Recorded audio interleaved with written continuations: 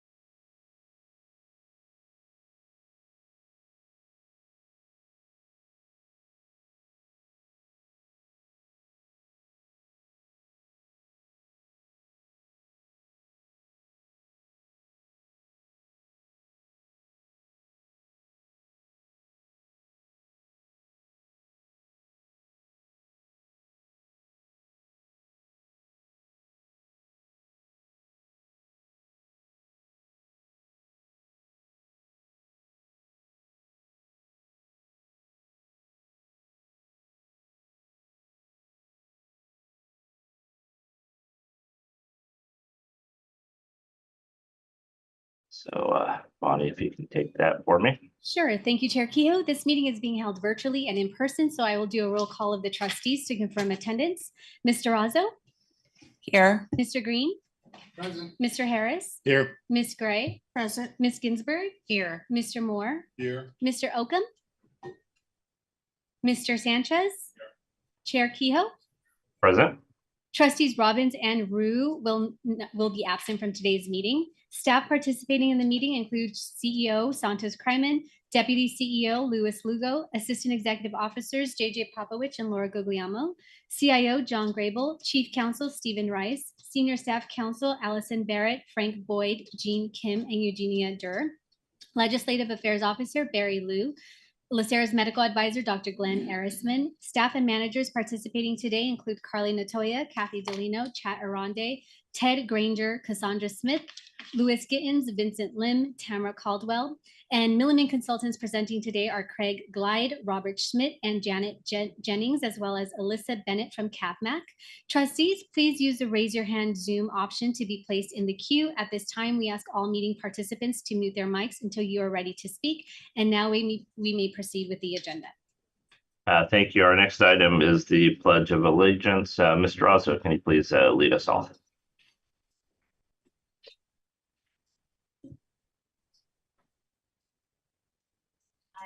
Allegiance to the flag of the United States of America and to the republic for which it stands, one nation, under God, indivisible, with liberty and justice for all. Thank you for that. Our next item is item 3, which is the procedures for AB 2449. Yes, we received one request from Chair Kehoe for Just Cause C and Trustee Oakham as well for Just Cause B. Chair Kehoe, can you publicly disclose whether any other individuals 18 years of age or older are present in the room with you? Nope, my house is empty. Thank you. Trustee Oakham, can you publicly disclose whether any other individuals 18 years of age or older are present in the room with you? Okay, we may proceed to the next item. Great, thank you. I apologize for everybody for not being there. Definitely not my intention of not being there today, but here we all are. So I'll try and make it as smooth as possible. Our next item is the approval of the minutes of the regular meeting of August 7th, 24. I will need a motion, please. So moved. Second. Moved and seconded. Let's please vote. Mr. Green? Aye. Mr. Razzo? Aye. Mr. Harris? Aye. Ms. Ginsburg? Yes. Mr. Moore? Yes. Ms. Gray? Yes. Mr. Sanchez? Mr. Oakham? I do see him in a Zoom platform. Okay, absent. And Chair Key. Actually, the motion passes unanimously by all trustees present. Thank you. And just a reminder for everybody, for myself and Oakham, if you can please try and use the mics just so we can hear you. And then also my messages are on. So if you have anything for the order of the meeting, please feel free to send me a message through Zoom. Okay, next item is our public comment. I do think we have one request. Yes, we do have one request received from Terry Stevenson. Applicant 5429B on the non-consent agenda that is agendized for today's meeting. One moment as she enters the meeting platform.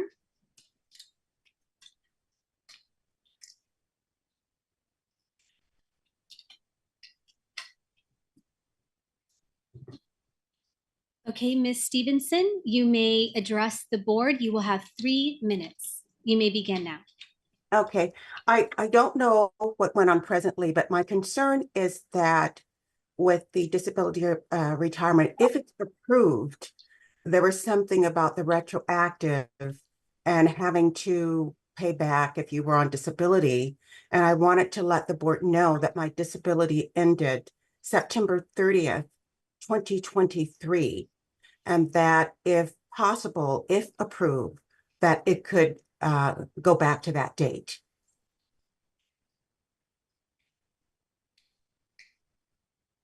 Great. Any additional comments for the board? No, that was my main concern. And since I haven't heard what's going on or anything. I don't know what else to present because I don't know what I'd be commenting to, but that was my main concern. Okay, thank you. So we hear your comments during public comment, and then we will be hearing your case later this afternoon or early afternoon. So when we get to your case, we will make sure that staff does provide comments on your comments. And one other thing, if there's any questions or you need clarification on any kind of medical situation or anything, please reach out to me, if possible or appropriate. Thank you so much. Mhm. Okay, we will move on to our next item, which is the executive update. And our first item is the LACERA All-Stars. Thank you very much, Chair, and good morning, everybody. Our All-Stars are staff members who have gone above and beyond the call of duty in helping members or helping each other. And so we take this time to recognize them and congratulate them. So you'll see their images on the screen. For our All-Stars, we have Rosetta Chang, Brittany Moyer, Maritza Perez, and Carla Quesada. So thank you very much for that.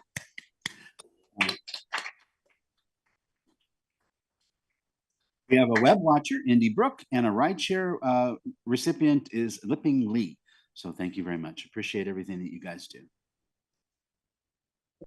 Go right ahead and move on to our member spotlight. And with that, we'll move on to the member spotlight.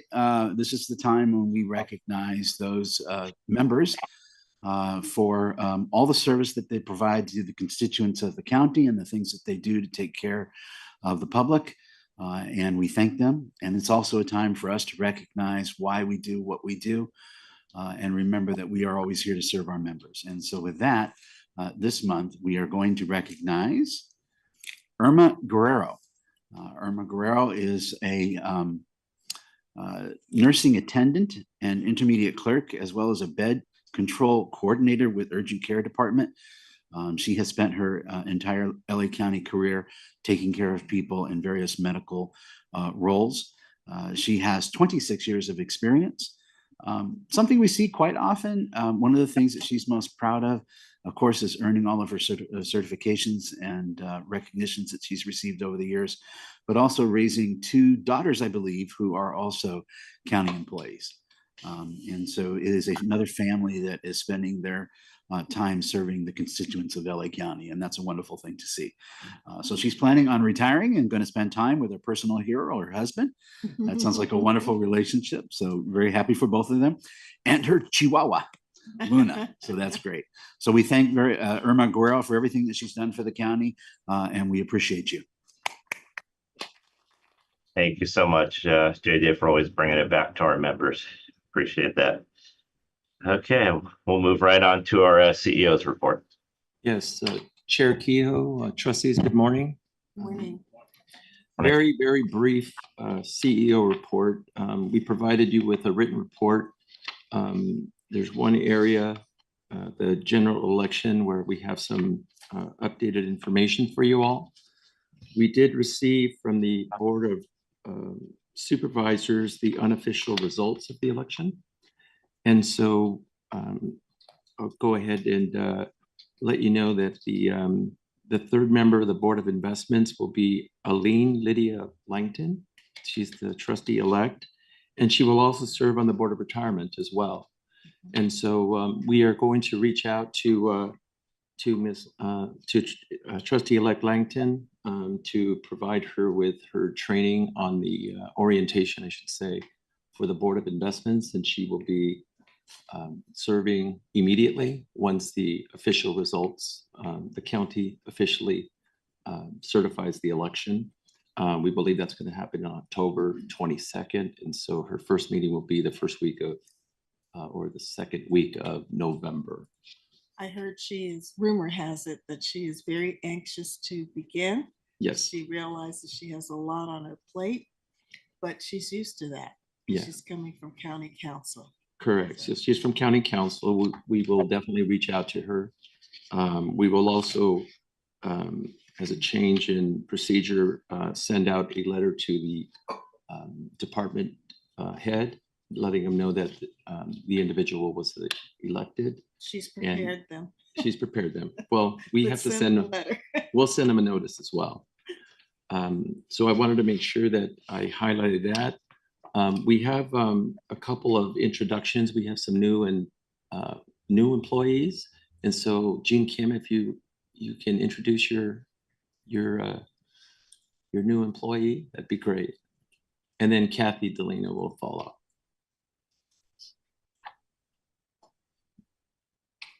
Trustees, good morning, Chairman Kehoe. My name is Jean Kim, and I'm the Senior Benefits Attorney.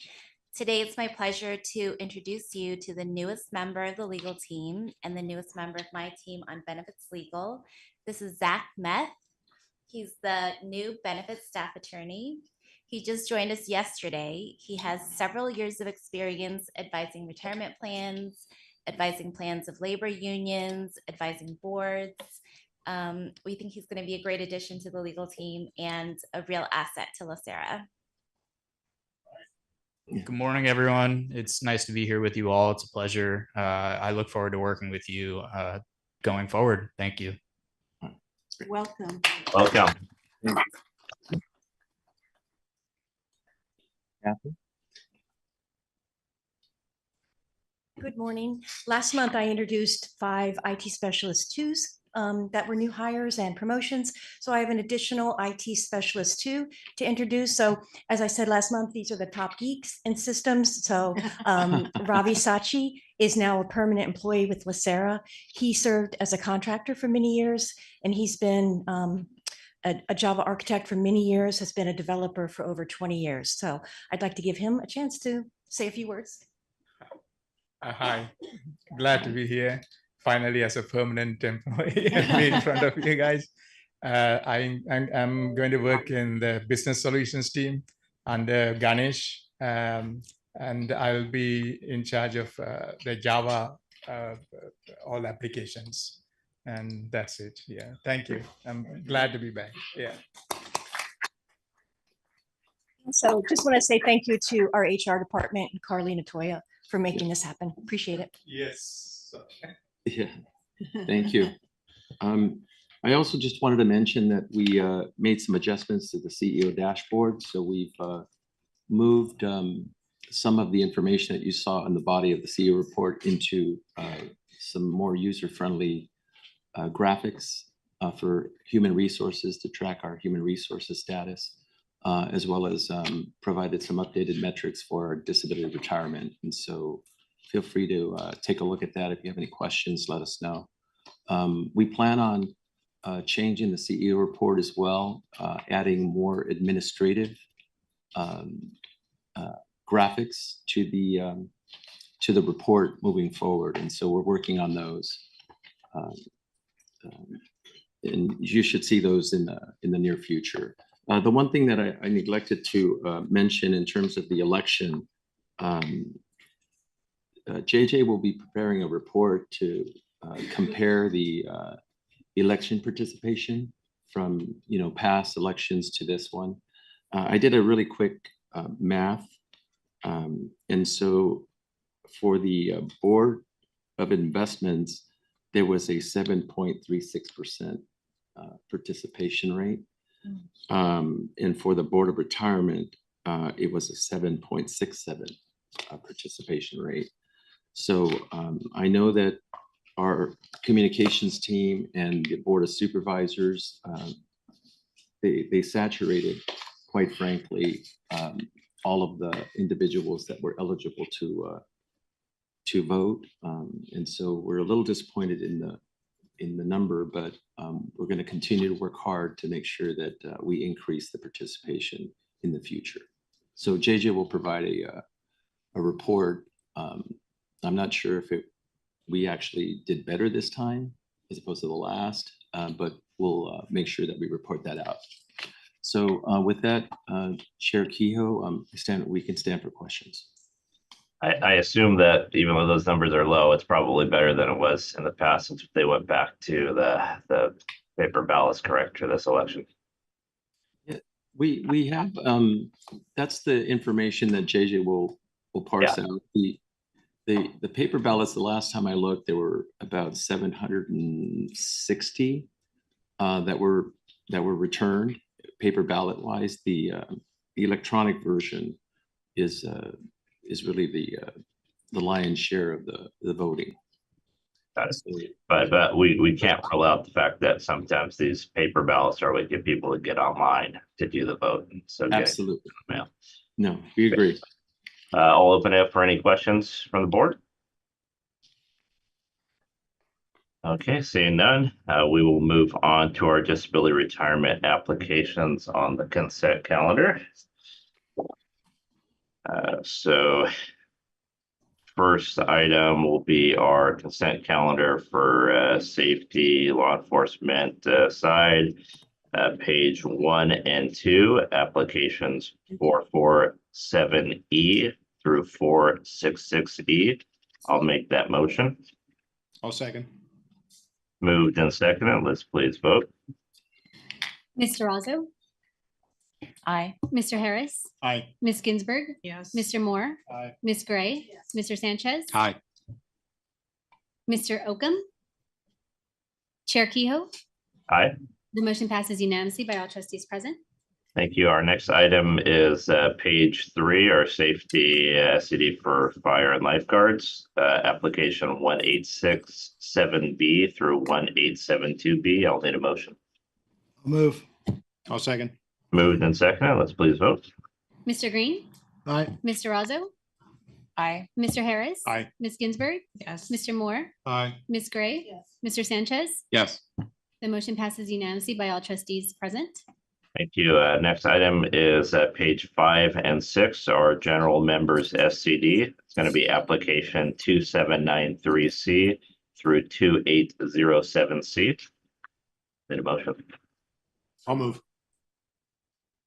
I have Ms. Gray and Mr. Harris. Moved and seconded. Please vote. Mr. Green, Aye. Mr. Razzo, Aye. Mr. Harris. Aye. Ms. Ginsburg, Yes. Mr. Moore, Aye. Ms. Gray, Yes. Mr. Sanchez. Yes. The motion passes by all trustees present. Great, thank you. And our final consent calendar is our general NSCD, page 7, application 4504 and 4505. I'll need a motion. Second. Moved and seconded. Let's please vote. Mr. Green, Aye. Mr. Razzo, Aye. Mr. Harris. Aye. Ms. Ginsburg. Yes. Mr. Moore, Aye. Ms. Gray, Yes. Mr. Sanchez. Yes. The motion passes by all trustees present. Great, thank you. Motion passes. That brings us back to our regular consent items on the calendar. I know item B is being pulled for discussion by Ms. Gray. So we will need a motion for consent item A, C, D, and E. I'll move. Second. So moved and seconded. Let's please vote for consent items. Mr. Green, Aye. Mr. Razzo, Aye. Mr. Harris. Aye. Ms. Ginsburg. Yes. Mr. Moore, Aye. Ms. Gray, Aye. Mr. Sanchez. Aye. The motion passes unanimously by all trustees present. Great, thank you. So now we are moving on to our excluded from consent item, and that's going to be item B. I'll go ahead and turn it over to you, Ms. Gray. Unless you would like a staff presentation or anything. Well, basically, I understand the recommendation that we oppose HR 5241, and that is to allow safety members of nonprofit organizations to not be able to participate in government pension plans. I feel that we should support it because what we're saying is that, yes, we have the best plan, but we're going to close our doors to anybody else who wants to come in, especially those who are doing the jobs of our own safety members. They're assisting agencies. They should get the same benefit, particularly if they're going to participate in a government plan. That means that they're going to be contributing to that government pension plan. I don't see that LACERA, as far as I understand, would say no. We have other agencies that do participate in our government plan. Little Lake cemetery, what is that other one? The air quality management. I feel that if we're willing to let some in, why can't we let in those from not-for-profit organizations who are providing services that assist us, especially safety members? It's for our own members' benefit.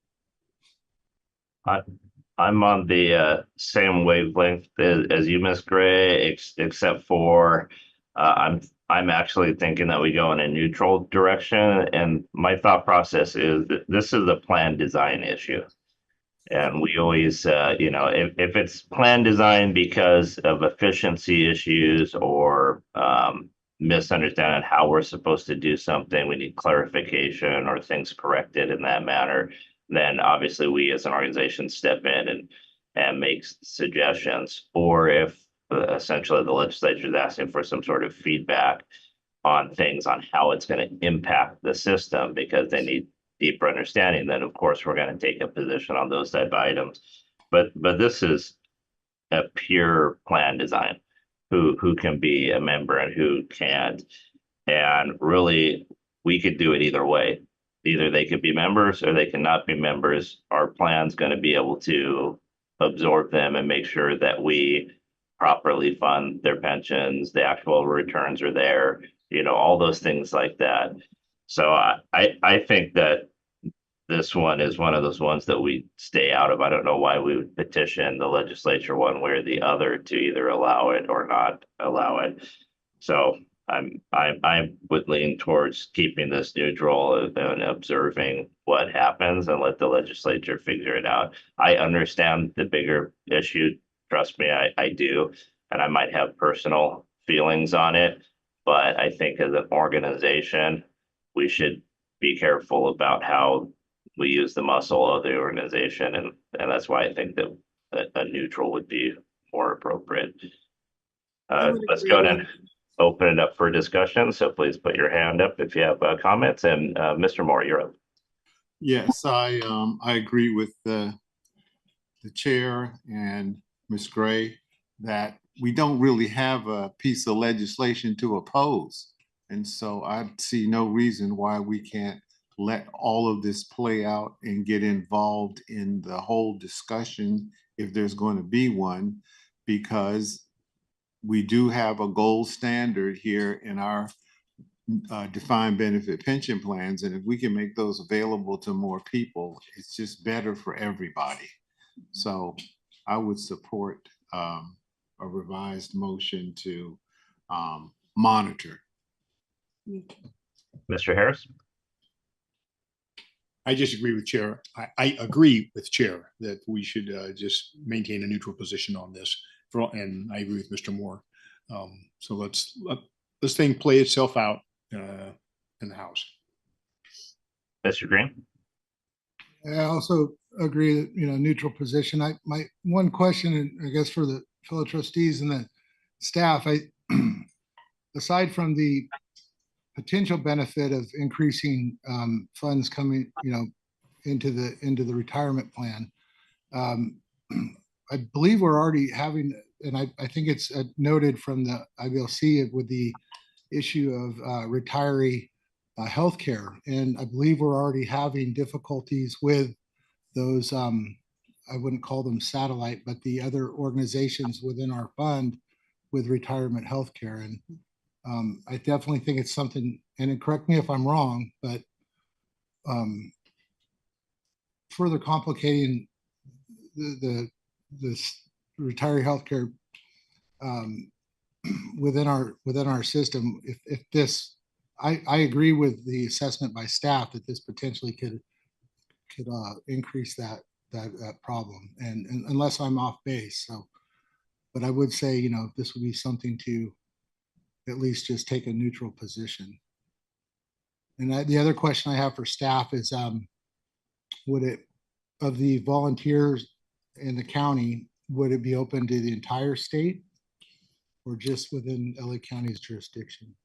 Yes, thank you, Trustee Green, for the question. So this would be a change in federal law with respect to qualification requirements, because currently only public sector employees can participate in public sector plans. So this would expand that population, but not only California, but just nationwide. So any public sector plan in the country. I guess, Mr. Specifically, would, let's say, a volunteer fire department in the MODOC, for example, be able to petition LACERA and want to utilize our services for a plan? Or would it be limited to LA County under this, if this statute did pass? So this simply says that you can allow nonprofit employees in. I would imagine, based on our plan structure, that it would be just volunteer departments within the county, whereas, other volunteer departments, other counties would be either their counties or with CalPERS. Yeah. As far as adding new systems into LACERA, is that a state legislature admit? I think that it is a 1937 Act change. They would have to actually change. Potentially, currently we have provisions in there for our outside districts, such as South Coast Air Quality Management and Little Lake. So whether we need to change it to account for nonprofits would be a possibility. Yeah. So I don't think that like a floodgate would be open. It'd still have to go through additional legislative changes. So frankly, none of this is going to ever apply to us. I don't think. I think this is more of a federal issue than anything.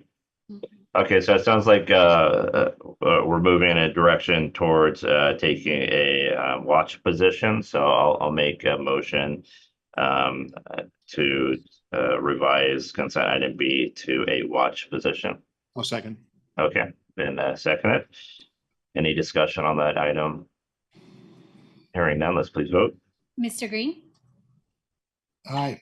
Mr. Razzo, Aye. Mr. Harris. Aye. Ms. Ginsburg. Yes. Mr. Moore, Aye. Ms. Gray. Aye. Mr. Sanchez. Aye. The motion passes unanimously by all trustees present. Thank you. Motion passes. We're now moving on to our non-consent items. And our first is the 2025 Star COLA program cost. We do have a memo dated August 26, 2024, and we do have a presentation. So I will go ahead and turn this over to staff for a presentation.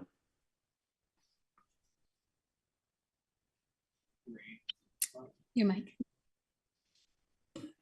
Great. Thank you, Chair Kehoe. Good morning, Board of Retirement trustees. My name is Ted Granger. I'm with LACERA's Financial and Accounting Services Division. Let's see. Joining us, the meeting via Zoom, is Craig Glide from Milliman, LACERA's pension consulting actuaries, and from Milliman. I want to thank Edward Wong for driving the slides today. But first, I'm going to start off with a couple of opening comments before we get to the slide deck. This is a recommendation in front of the board for the 2025 Star COLA Award. And we need to make public the costs of that award. So this first meeting, we're making public the costs. At the next meeting, we'll bring back a recommendation to the board to request the award. So in terms of the first part of the recommendation, the cost for an ad hoc award is $154,000. The cost of awarding the Star COLA on a permanent basis is $1.595 million. The second part of the recommendation, we're asking the board to direct staff to bring this item back, as I mentioned, next month to the board meeting in October, so the board can decide and determine whether or not to award the 2025 Star COLA. And then also part of that award would be either on an ad hoc or permanent basis. I apologize for the repetition. I just have to go through the appropriate language and terminology. In terms of, very quickly, I'll provide some highlights. In terms of the 2025 Star COLA program, members eligible in general plans B, C, D, and safety B, who retired on or before March 31, 1992, are eligible for the Star COLA award. These eligible members would receive 1.5% in addition to their normal benefit. Some members would receive 0.3%, and that's based upon when they retired. It's also based upon their COLA accumulation balance. So there's two factors involved in determining that. There are about 426 retirees and survivors who are eligible for this award. There is no impact for Plan A members, safety in general. There's no impact for General Plan E, and no impact for General G and Safety C. only the members that I indicated previously. This award would become effective January 1 and would be payable with the January benefit payments. I would also encourage the board not only to review the staff memo, but also Milliman provided a very detailed memo with some very thoughtful information included in that.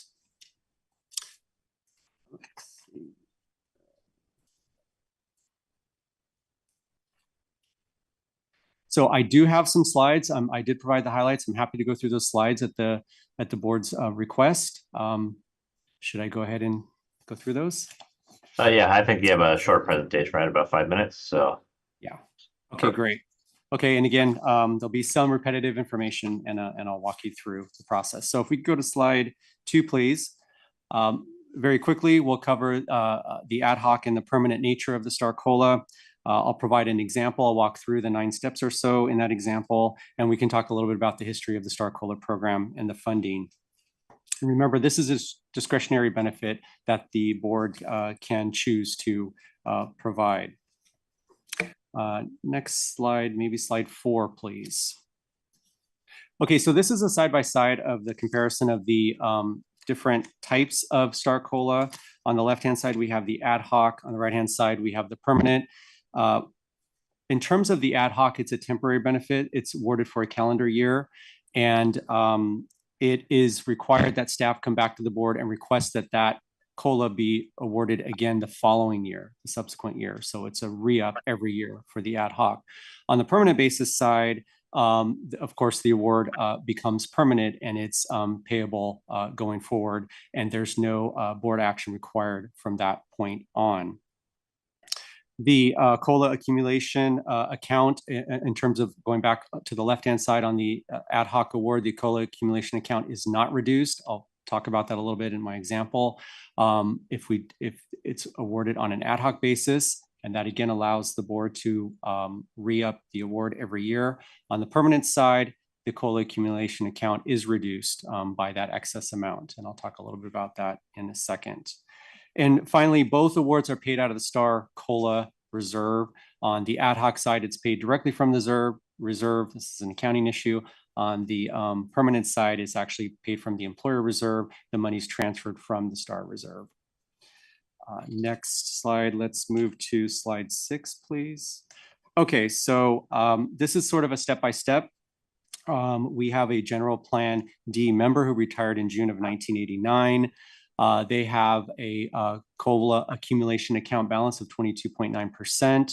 I'm looking at step 2 right now, and that's back in April.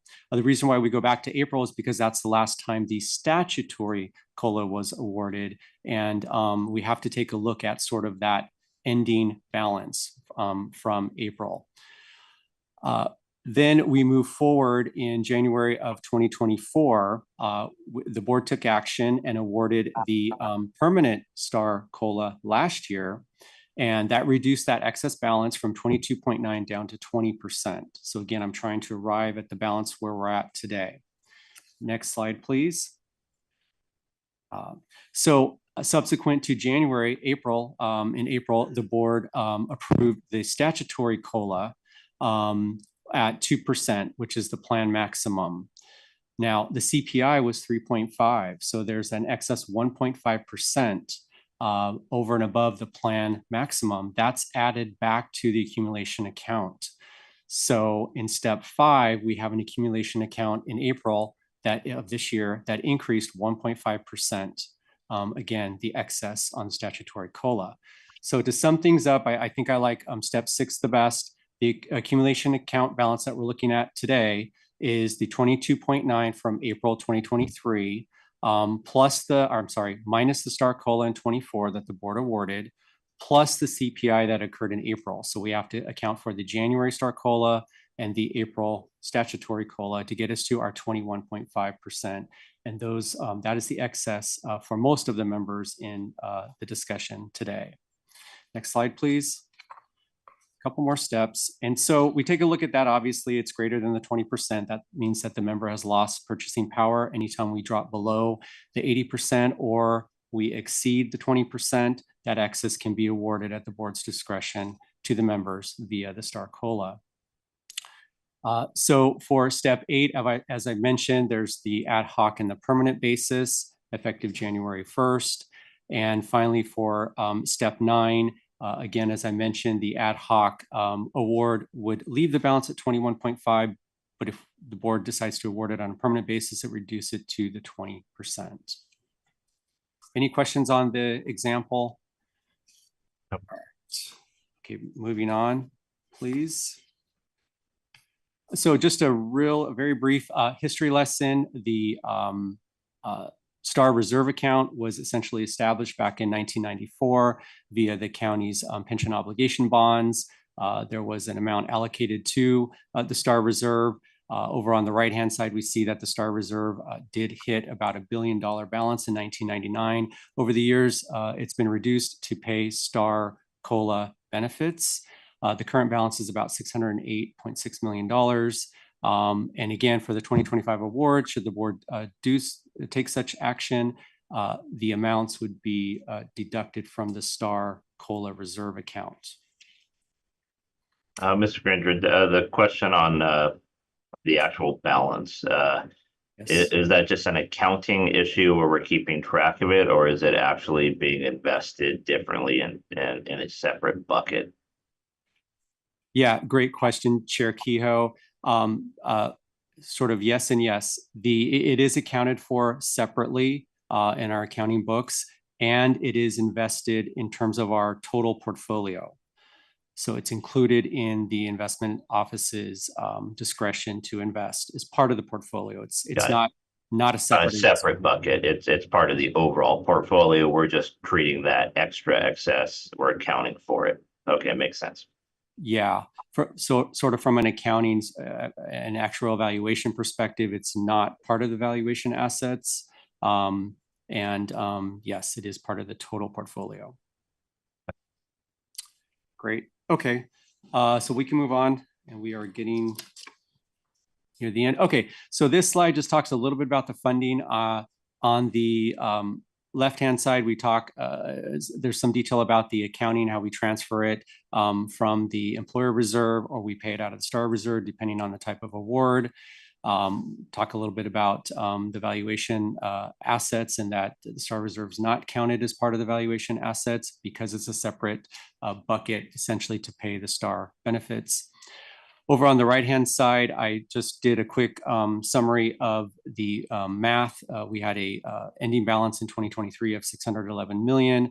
We reduced it with the 24-star award. I've mentioned our current balance a couple of times. And again, the STAR award would be, one of the options would be paid out of the STAR reserve. So are there any other questions? That just about wraps up my formal presentation. And just to reiterate, I know there's a lot of information. I know sometimes I talk fast. So this is the part where we talk about the cost. And then next month, we make a determination on whether or not to make the award. So thank you, Mr. Granger, for always bringing a difficult to understand subject much more simple for all of us. Mr. Moore, you have your hand up. Yeah, I still don't understand it, but it's okay. 426 people are eligible for participating in the program, but eventually that will be 0. It depends upon the COLA accumulation balance. Well, eventually they will all be gone. That is correct. Unless all the money is used up before they're all gone. But eventually the program goes away. Okay, so yes, so these members retired back in the 80s and 90s. So theoretically, at some point, the members will pass away. In terms of the funding itself, we set aside, that's in the actual projection is the 1.6 million, the 1.595.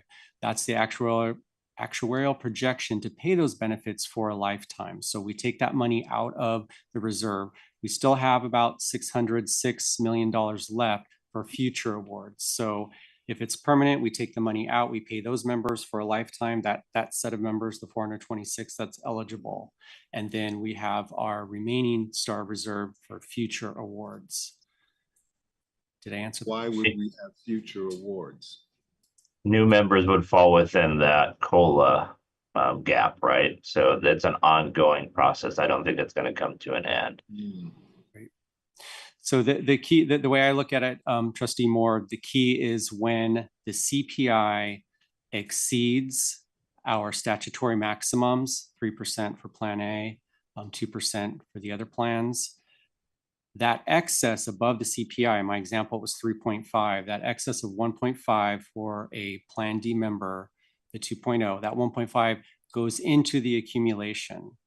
The accumulation literally is an account that accumulates based on your retirement year. Once you exceed that 20%, your accumulation exceeds that 20%, you as a member become eligible for the STAR COLA. So that's why I have to talk about the statutory COLA and increasing that accumulation account. So then at some point, we're going to have to do another actuarial study to see how much needs to be in the account. If additional people keep getting added to the program, at some point, we got to figure out, is there enough to cover the people that's in the program now? How often is that done? Is that done every 3 years, every 2 years, every 10 years? Right. Specifically for these groups. Yeah, so I don't know if Craig has any comments, but I see he has his hand up. Maybe I'll let Craig. Yeah, thanks, Ted. Yeah, I think in the valuation, we look at this every year to see how many people may have lost 20% of the purchasing power of their benefits. And in the evaluation, we assume that inflation, CPI inflation is going to be 2.75%. But for plans, except Plan A, the maximum statutory COLA is 2%. So when we project forward, we're always assuming that CPI is going to exceed the maximum statutory COLA so that people's COLA accumulation banks will keep growing. So on the projection, the assumed projection basis, we do anticipate that there will be future, future increases in the deficit. So the 20% will keep growing, that the COLA accumulation banks will keep growing and the STAR benefits will continue to be paid.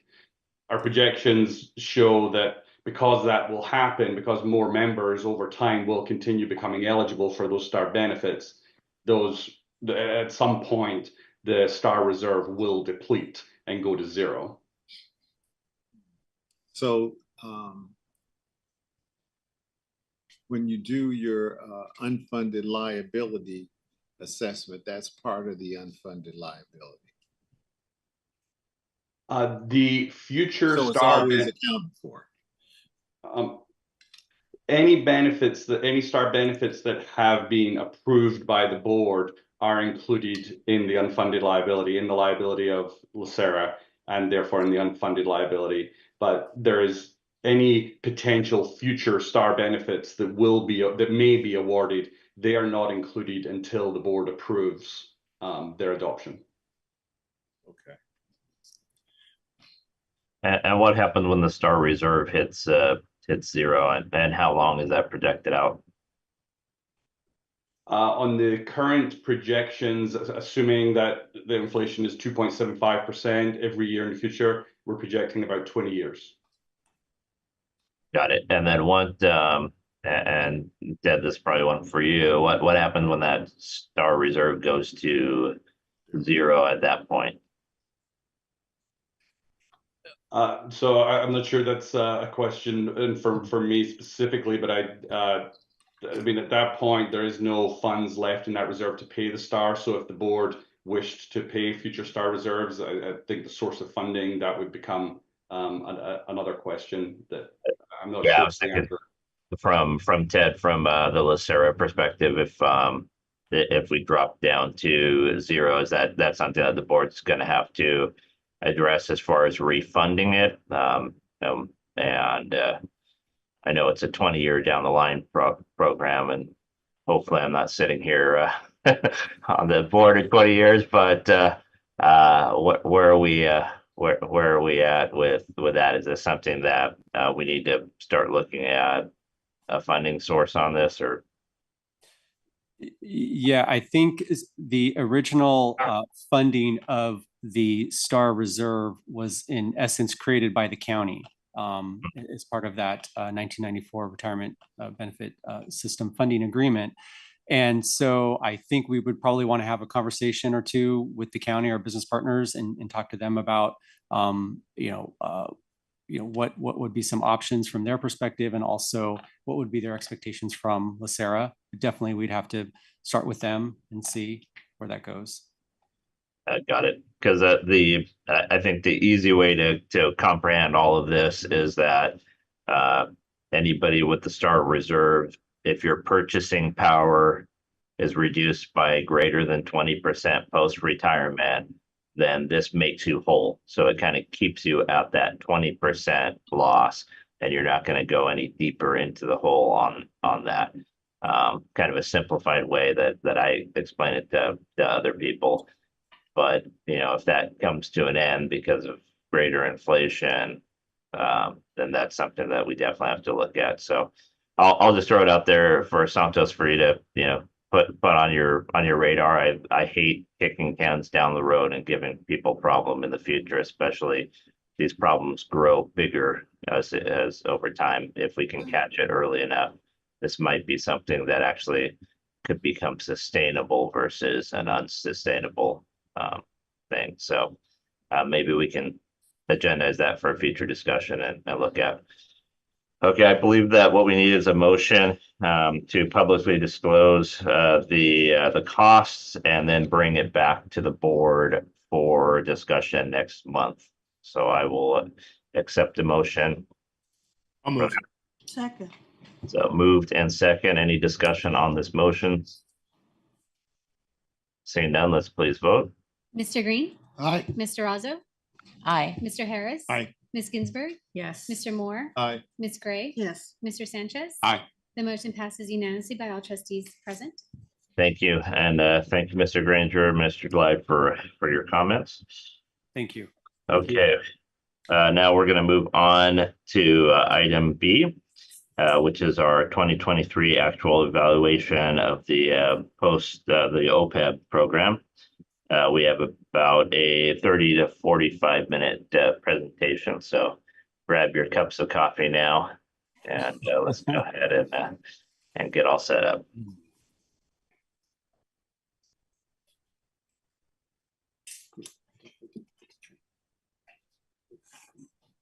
Great. And Mr. Granger, whenever you're ready, you can kick this off. Great, thank you. Good morning again.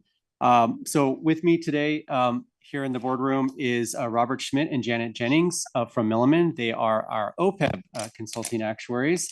And joining us via Zoom is Lisa Bennett from CAVMAC. They are LACERA's other actuarial consultants who perform the reviews of Milliman's reports. So we're excited. We're here to wrap up the 2023 OPEB triennial reporting cycle. You'll recall that Milliman performed an experience study. There's a valuation report we're going to be talking about today, and also CAVMAC performed reviews of both of these reports. We would like to obtain approval of the 2023 OPEB valuation report prepared by Milliman. That is our goal here today. And also, we wanted to provide an opportunity for CAVMAC to talk about the actual review that they did of this report. Very briefly, in terms of the timeline, we started back in August of 2023. That was over a year ago. We sent Milliman the first data set. We did extend the timeline a little bit this year to capture the strategic asset allocation from the OPEB trust. I think we talked to your board about that last time back in July. I want to thank John Grable and Jude Perez and his team for helping us go through that study with the Board of Investments and get that information to include it in the economic assumptions for the OPEB trust experience study. So that was very helpful. We think it's sort of a real-time update. In July, we came to this board and talked about the experience study. I won't belabor that too much. In August, since then, Milliman completed the valuation. We went back to the stakeholder group, Los Angeles County and Company, and we reviewed the results of the valuation with them. So today we're going to focus on the valuation report with the board. Materials wise, I just wanted to touch upon, I know there was a lot of materials in the package for this meeting. There, just to summarize that, there was the Milliman valuation report and the CAVMAC review of that report. And also we brought back to your board the finalized experience study prepared by Milliman and the CAVMAC review of that. So your package contains all 4 reports that are in a final format. So Milliman has prepared a presentation, and unless there's any questions for me on the overall process, I'm going to go ahead and kick it over to Milliman to get started on the slides. I think you're ready. Thanks. Right. Hello, everybody. I'm Robert Schmidt and lead actuary. We thank you and thank LACERA staff for all their cooperation in this process.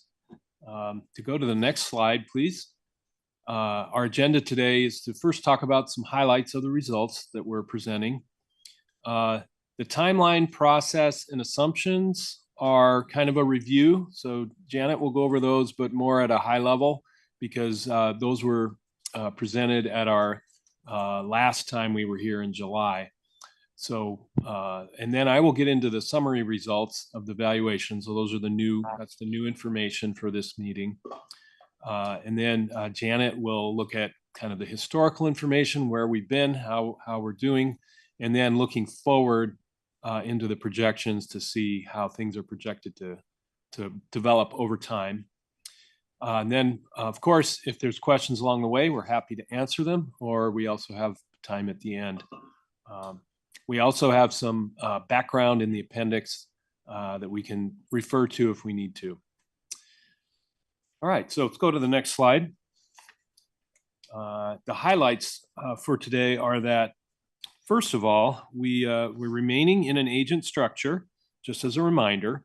And we've got 3 agents. 3 of the largest agents are the pre-funding agents, and then the others are grouped together in our report. They are not pre-funding with the LACERA program. They could be pre-funding on their own. But the plan sponsors do use this valuation report to help make funding decisions and review their contributions and their funded status. And then employers that need financial statement reporting obtain that from the GASB 75 report, which we will be producing next year. So the high level results for today are that our liabilities, and when we say liabilities, we mean the actuarial accrued liability. That's the present value of all benefits accrued to date.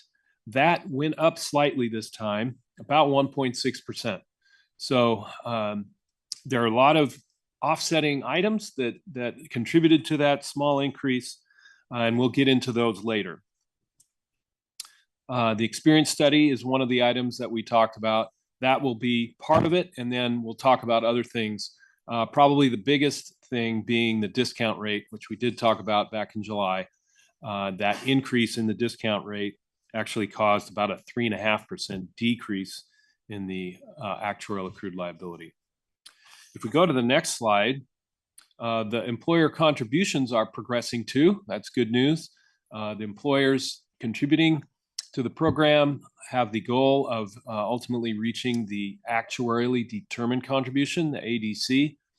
And what we find is that the ADC, that eventual target, actually decreased this time. And it decreased largely because of the discount rate increase. So, you know, put in layman's terms, if you're going to earn more money on the assets, then the contributions don't have to be as high to reach your eventual target. And that's really what happened, is because we were able to increase the discount rate due to asset mix changes and expected return changes, then the ADC, the contributions that have to go in, aren't as great. So the county is projected to reach their ADC in the next 4 years by June 30 of 2028. The Superior Court has a more irregular funding pattern, so they're not projected to reach their ADC at this time. But LACERA has actually already reached their ADC through some additional funding that they've been doing, and they did reach that back at in fiscal 2023. When it comes to membership, we actually saw active membership kind of peak in 2020, and since then it had decreased. It's pretty much stabilized now, and inactive membership continues to increase as more and more people retire and life expectancy outweighs, so that the people that are passing away is not outweighing the people that continue to come in. So that inactive membership continues to increase. All right, so the next slide, Janet will talk briefly about timeline and process and then get into some more. Go ahead. Thank you, Robert. Good. Sorry. It's on. There you go. You want it. Good morning. You've seen this timeline before. Just wanted to highlight that we did prolong it just a little bit, but we only ended up needing 1 extra month from our regular routine. And that was because we performed the experience study and we waited until April for the final OPEB trust allocation. You'll see that there was a lot more meetings this actuarial cycle because we provided more educational sessions to the Board of Investments and the Board of Retirement. We did conduct the funding valuation, as Robert said, from June through August and met with the stakeholders in August, and we're here now in September. On the next slide, I'll talk about zooming out where this fits throughout the years. Our last experience study was in 2020, and we perform annual funding valuations. In 2022, there was a pension experience study, and we included the results from that pension experience study in our prior 2022 funding valuation. This is known as the trifecta year, where we performed the experience study, the funding valuation, and thirdly, there was an actuarial review from CAVMAC, formerly known as Kavanaugh McDonald. The experience study will resume on 3-year cycles. So the next one will be in 2026. And the funding valuation will continue on an annual basis. On the next slide, I've mentioned there were stakeholder meetings. These include the agents that pre-fund LA County, Superior Court, and LACERA, along with the outside districts. The unions are represented, including SEIU, Local 1014, and the Coalition of County Unions, CCU.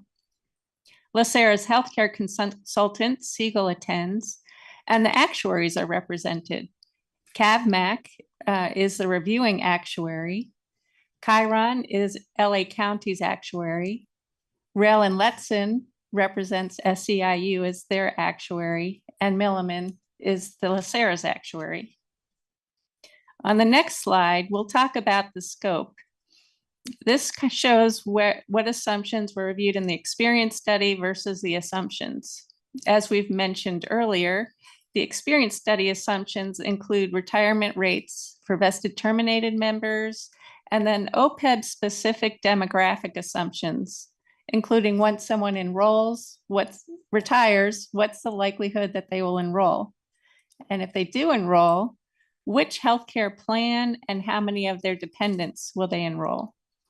And there's other OPEB assumptions. We also look at the discount rate at the experience study stage. And as I mentioned earlier, we had included the 2022 retirement related demographic and economic assumptions in the 2022 funding valuation. What we do update on the funding valuation is the health plan claim costs. And we also update the first year trend because we have the July 1, 2024 health plan premiums. The valuation is based on the 2023 census and the health plan premiums from both 2023 and 2024. Slide 12 just goes in, is a summary of what we've mentioned earlier. One thing to note is that we also look at enrolled spouse age difference, Medicare enrollment in the Anthem plans, and remarriage. We also provided a discussion of the amortization methods. If we go to the next slide, on the assumptions, this gives a little more detail about the investment return assumption that we evaluated during the experience study.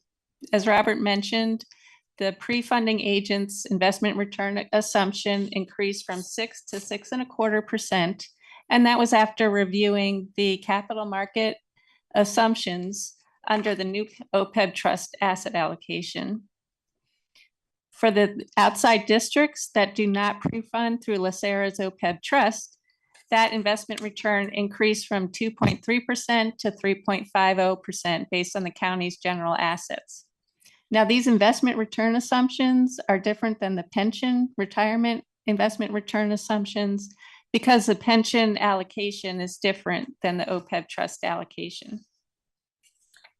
On the next slide, for the funding valuation, we did look at the claim cost assumptions for the medical plans and the dental vision plans. And we also updated the medical and dental vision first year trends. The next slide just shows pictorially which agent gets which rate of return. We've earlier in the Board of Retirement meeting, we mentioned South Coast Air Quality Management District and the fourth one, Little Lake Cemetery District. The other two are Los Angeles County Formation Commission and the Los Angeles County Commission of Education. So that summarizes the assumptions, and Robert will now talk about the valuation results. Okay, so on slide 18, what we've got here is the information having to do with the high-level summary of liabilities and assets in our valuation report. As you can see in the first column, the actuarial accrued liability started out at our last valuation at $23.1 billion.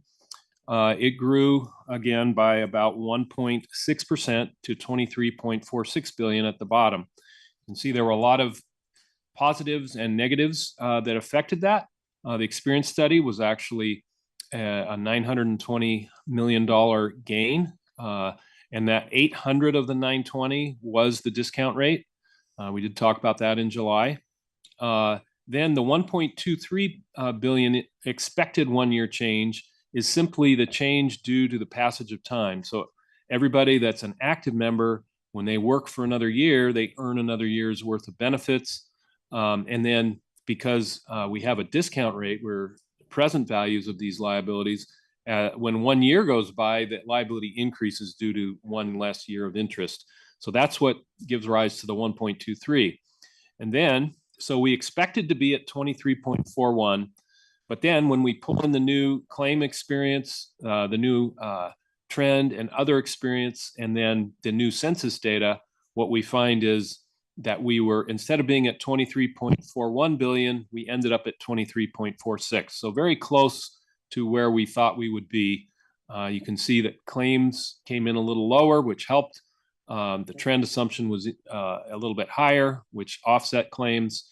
And then other experience is demographic variation. That's a relatively small number.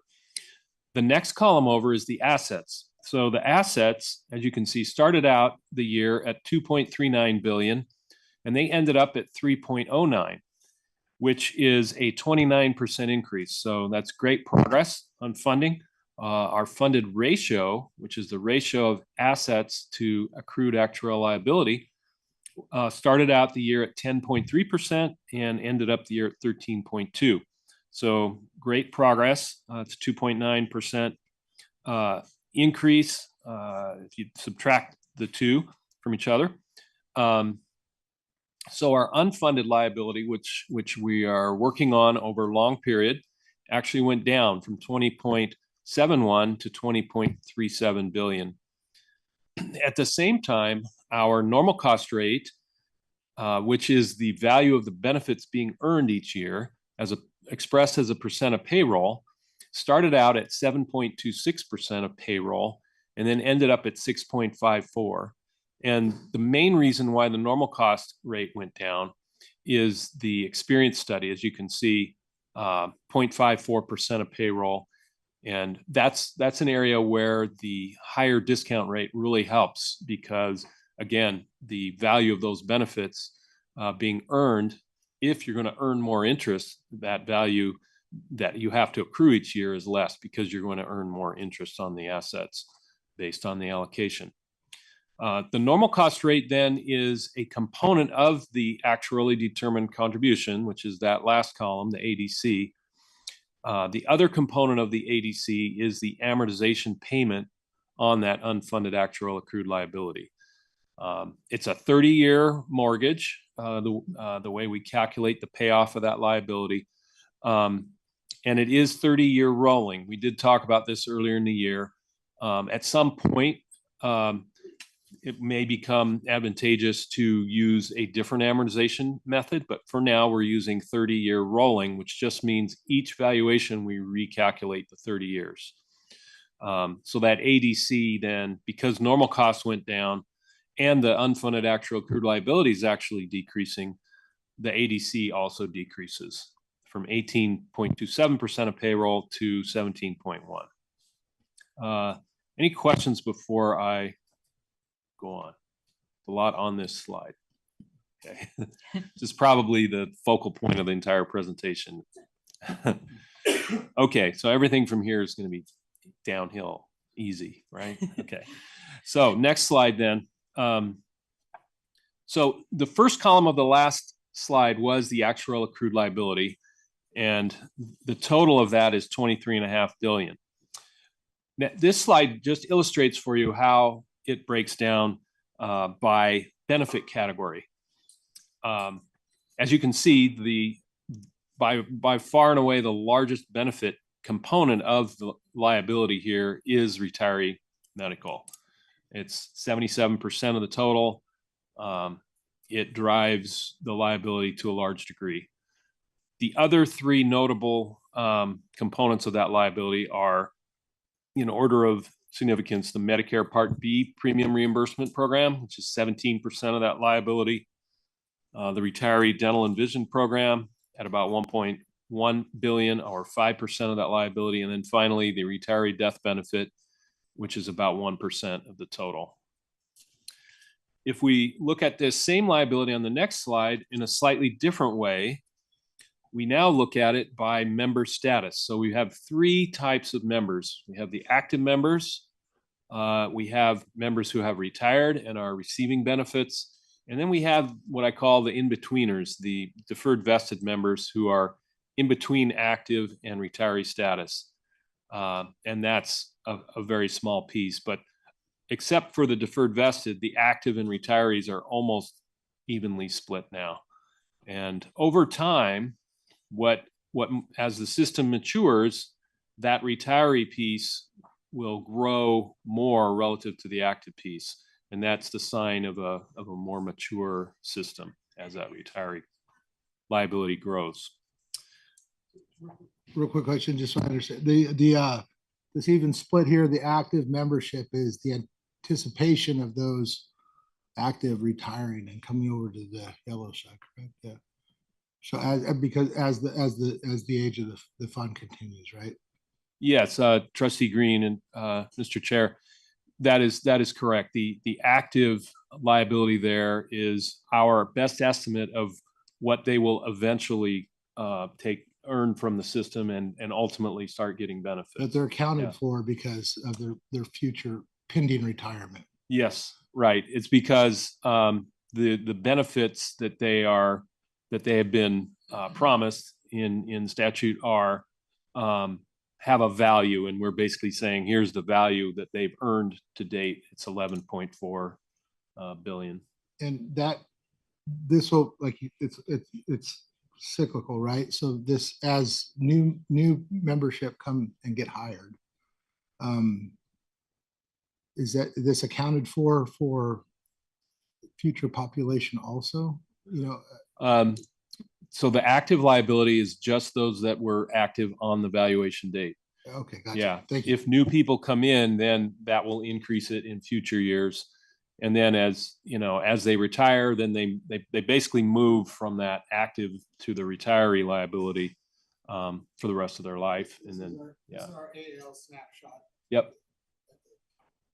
Yeah. Now, in a little bit, we will show you some projections that do anticipate. If you look at the projections, you'll see this active Well, it's actually the total that we project, but you'll see it grow. And in those projections, we do assume new entrants, but we'll get to that later. Yeah, thanks. All right, so if we go to the next slide, we have a little bit different view of things. So here, what we are viewing is the projected benefits and contributions to be paid for the next 10 years. And so it's by fiscal year. So the first set of bars shows 2024. And the bar has two components. The bottom component is what we call the pay-as-you-go cost. That's the amount of premiums that are being paid for every year. So in 2024, that's about $820 million being paid out in premiums so that the retirees that are currently in the population can have medical coverage. That's like the cost of their medical coverage on a pay-as-you-go basis. Now, since we have 3 agents that are pre-funding, the agents then kick in an additional $500 million. That's the blue segment on the 2024 bar. About $500 million got put into the trust this last year. And that is growing now with interest because it's invested.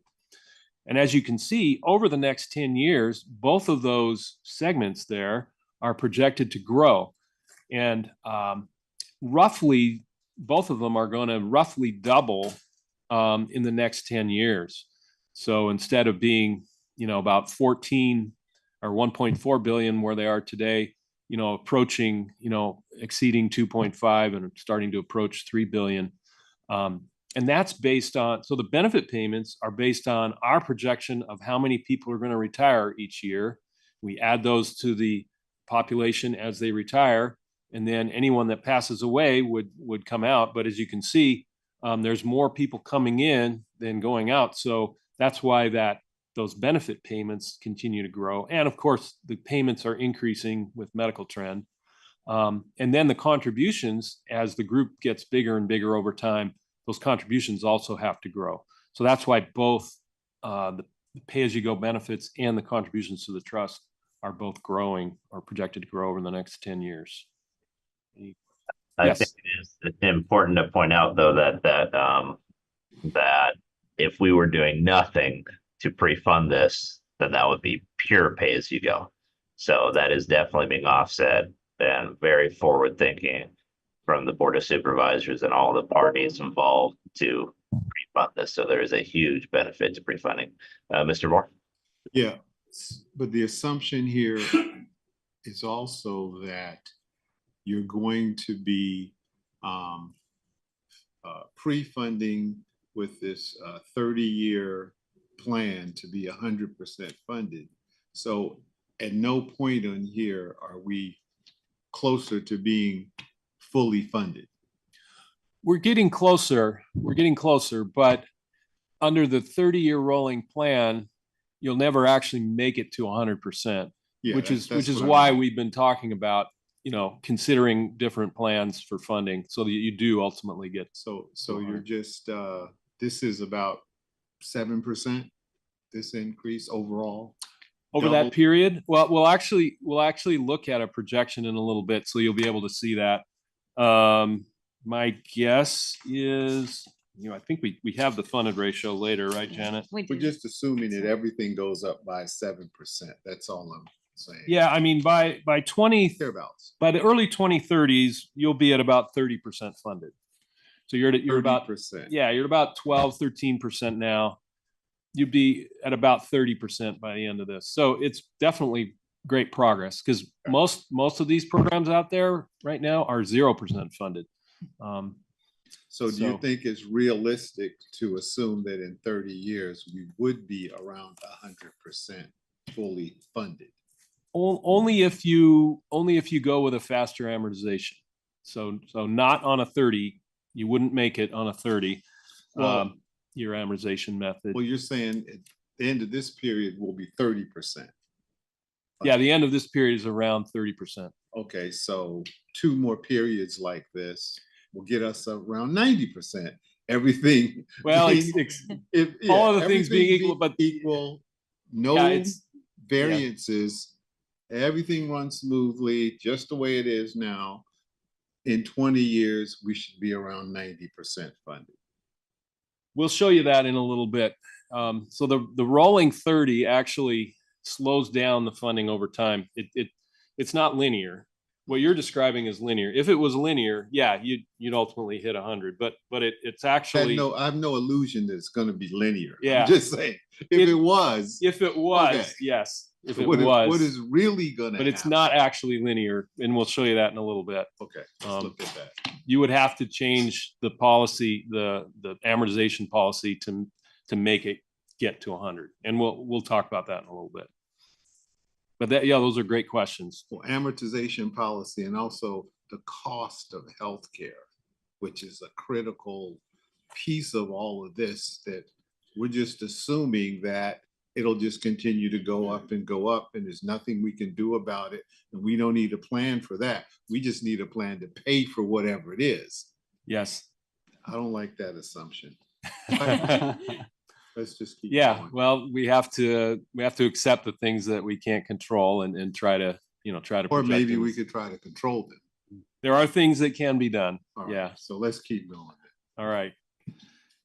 So next section is historical information and projections, and Janet's going to talk about that. So this slide 23 shows the progression of the investment rate of return since the first OPEB valuation in 2006. You'll see that the investment rate of return was the same between the pre-funding agents and the 4 outside districts until 2018. In 2018, the determination was made that enough time had elapsed since 2014, when the OPEB trust first had the seed money of $480 million, until 2018, that the contributions and the interest on the contributions, both in the past and the future, would be adequate to pay the projected benefits for the foreseeable future. So the pre-funding agents were able to use a much higher investment rate of return of 6%, while the outside, starting in 2018, while the outside districts continued to use the general asset-based rate of return. Now in 2023, with our latest investigation of experience study and review by CABMAC, the investment rate of return is now 6.25% for the pre-funding agents, and the outside districts at 3.5%. If we go to the next slide, you can see that while there's been a general increase in both actives, vested terminated members, and retirees, there was a dip starting in 2020 of the active members, which is now stabilized in the last 2 years. On slide 25, this shows the difference between the actuarial accrued liability, AAL, and the assets. 2014 was when the OPEB trust received its first seed money of $480 million, and the contributions from the pre-funding agents has increased each year, except for Superior Court, such that now the OPEB trust is at over $3 billion. On the actuarial accrued liability side, you can see that it peaked in 2014 at 28.55 billion, and that was when the investment rate of return was 3.75%. Then it dropped in 2018 once the investment rate of return was 6%, and it's changed here and there based on other assumptions, and then leveled off at $23.46 billion. The next slide shows a similar pattern with the annual required, that's in quotes, contribution or actuarially determined contribution versus the total employer contributions. The total employer contributions include the pay-as-you-go contributions and the contributions to the OPEB trust. There's a spike in 2014 from the seed money, and you can see that the total employer contributions have increased such that they're getting close to the ADC. On the next slide, this just shows it as the same components as a percent of payroll, where the ADC is converging to the total employer contributions. And if we go to the next slide, we can see that for the agent county, the IAL, or actual accrued liability, is projected to increase from 22 billion to 72 billion, but so are the assets, from 2 billion to 42 billion, such that on slide 29, the funded ratio is projected to increase from 11% to 59% in 30 years. And as Robert mentioned, the reason that this is not linear and will continue to not be linear is because of the amortization method, which is a 30-year rolling or open amortization.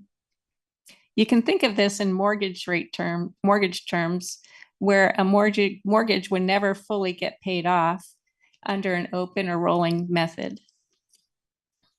Yeah, so this is what I was talking about earlier, Trustee Moore, where if it was linear, you're right, it would hit 100, but it's not. It's actually, it's a downward curve.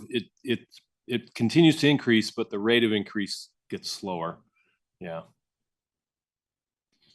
I have a question. So, but the rolling 30-year, so like, are we starting all over every year? Can you further explain that?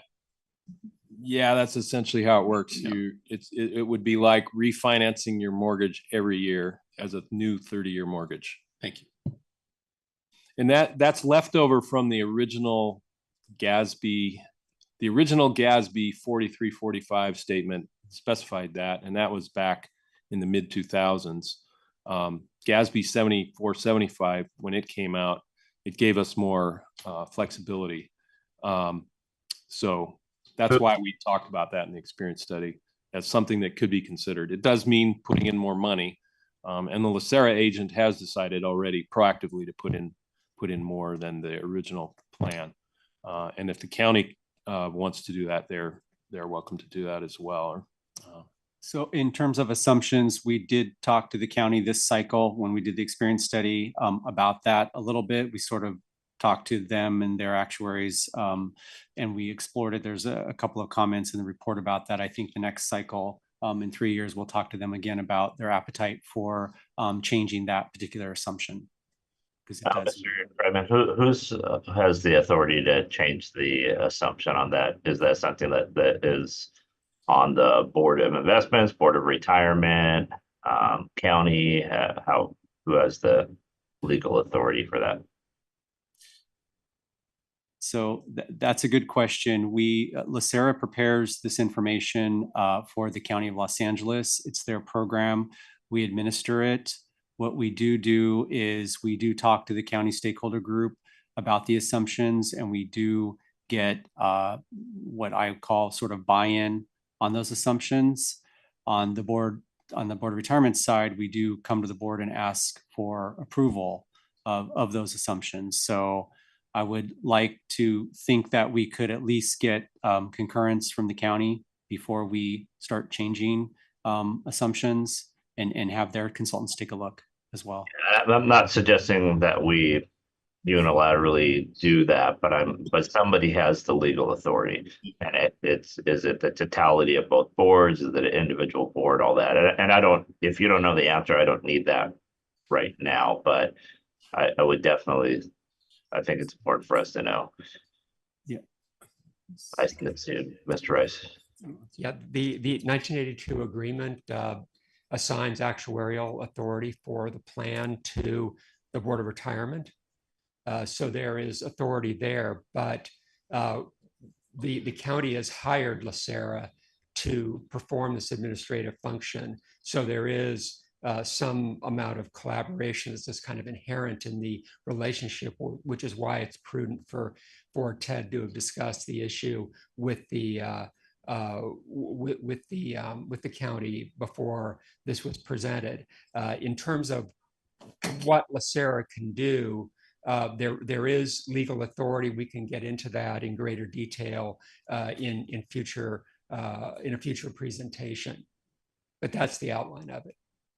Perfect. So I would ask for that in the future, maybe a staff report, providing us kind of a quick brief history on it and then the legal authority on it.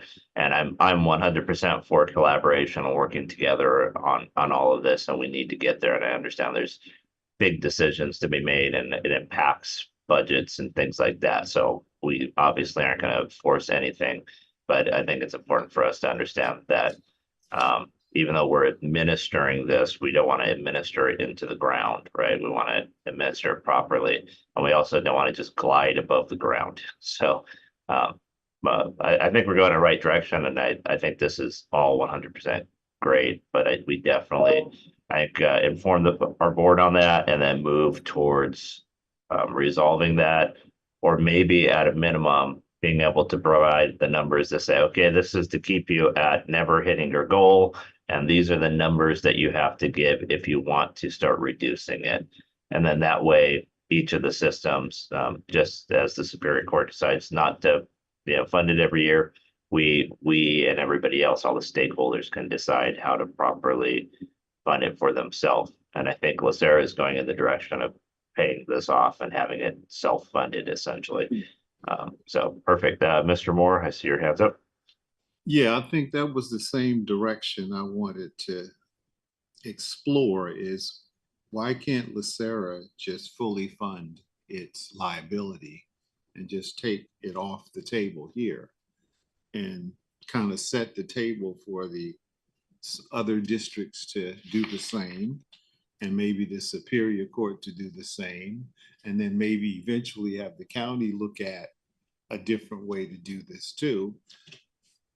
There might be some short-term pain, but since this is a perpetual system, you could save money 20, 30 years down the road. And I remember talking to Mr. Grable a little while ago, and I said, what level of funding would we need to have to be fully funded in reality? And he said, well, based on what we're looking at now, 120%. So there's a number that we could get to in funding where you don't have to put money in every year. And that's something I think would be worthwhile exploring and looking at it from that perspective. When do we stop having to grapple with this and go through it every year and just get the right amount of money so we can sail along? And a piece of that, of course, is not just putting money in. You got the cost side too. And since you have the federal government deeply involved in healthcare funding, and now we're requiring everybody to be in Medicare Part A and B, so we have an interest in the legislation and what's coming out of Washington that affects healthcare costs. So maybe that ought to be a part of our strategy too, is what kind of policies do we need to support at that level that's going to impact healthcare costs, because that's going to impact our liability and the amount of money that we have to invest and raise and the risks we have to take to earn 7% versus the risks we have to take to earn 5%. Or inflation +1. It's a whole set of dynamics that should be a part of our policy discussion, not just how can we pay the bill. Mr. Green? When we have stakeholders group meetings, that ought to be a point of discussion with the stakeholders. Okay, yeah, I've made a note of that. Mr. Green? Thank you. I mean, the essence of this, really with what's being contributed, either pre-funding and the rate of return and whatnot, is the amortization schedule, using your analogy of the 30-year mortgage.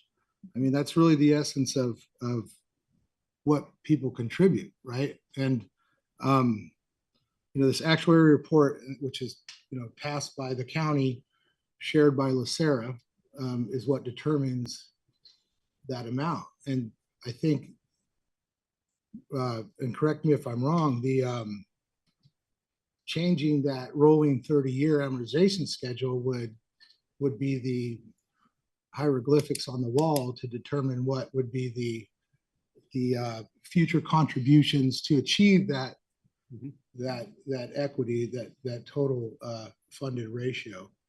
And I think that's what we're all saying, is like that discussion of analyzing this in a more compressed rolling amortization schedule. What would that look like?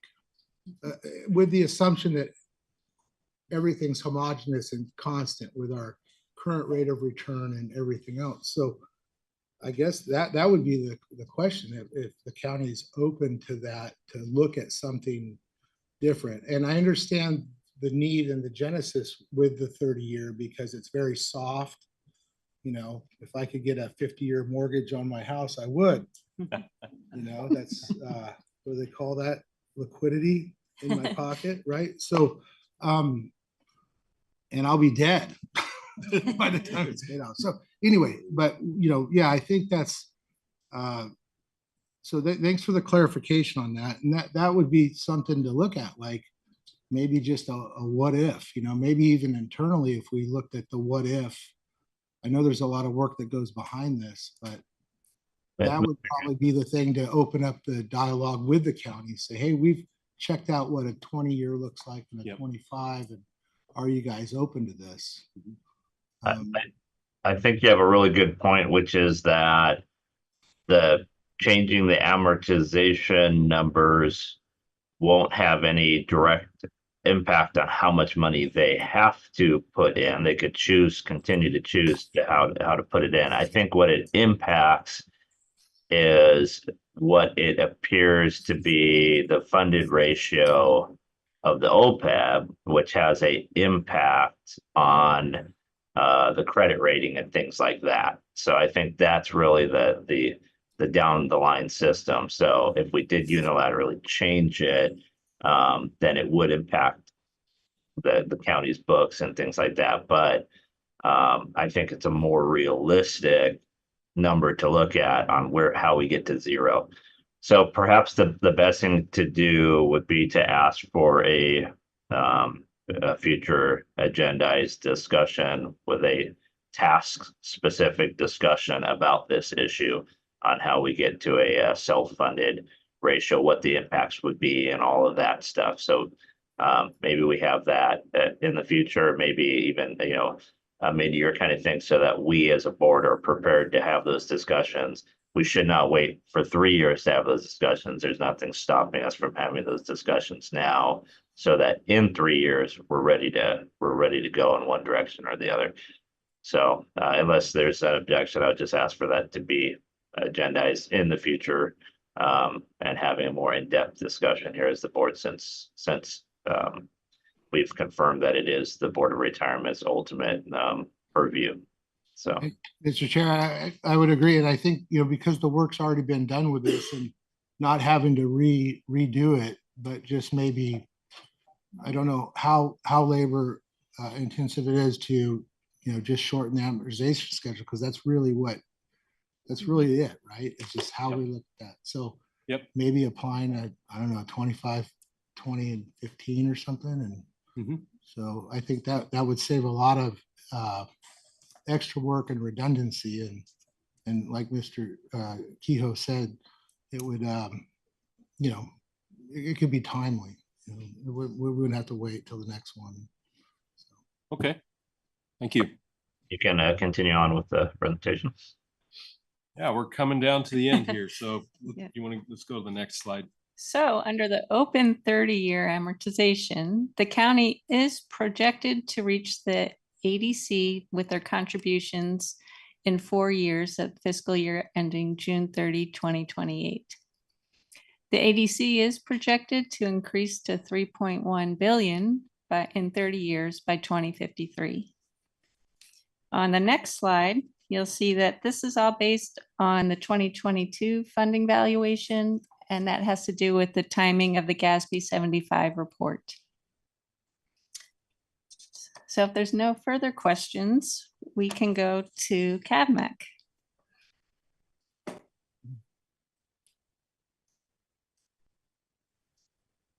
All right, hello, my name is Elisa Bennett and I'm with CAVMAC.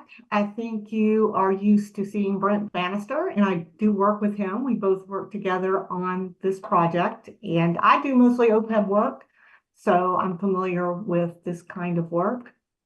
So, you know, I want to say thank you to Milliman for being so helpful. I mean, this is supposed to be a collaborative project and it was, so that's really good news. You like it when your actuaries can work together.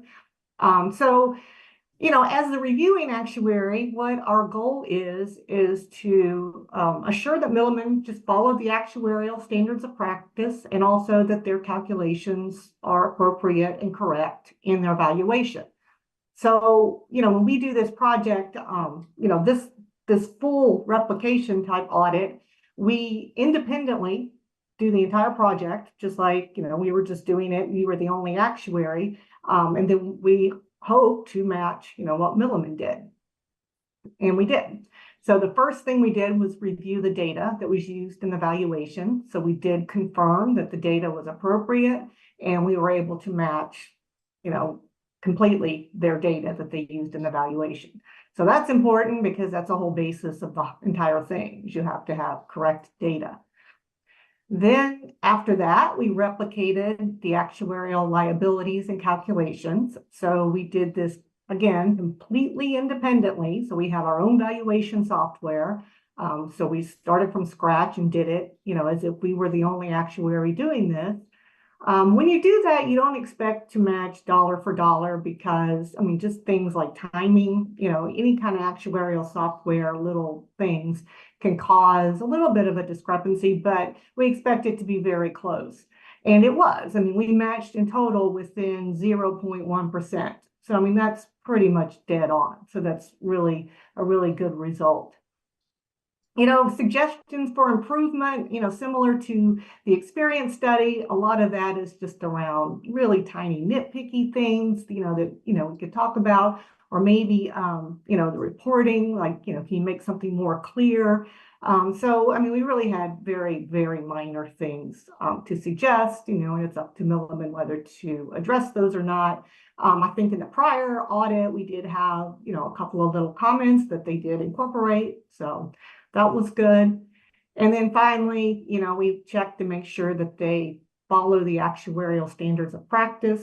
As a profession, actuaries are to follow those. Those are our standards of practice. And we determined that they did. And their reporting was adequate and correct. And all in all, it was a good audit or a good, you know, review. So that's really all I have to say. It was a very clean review and very good job.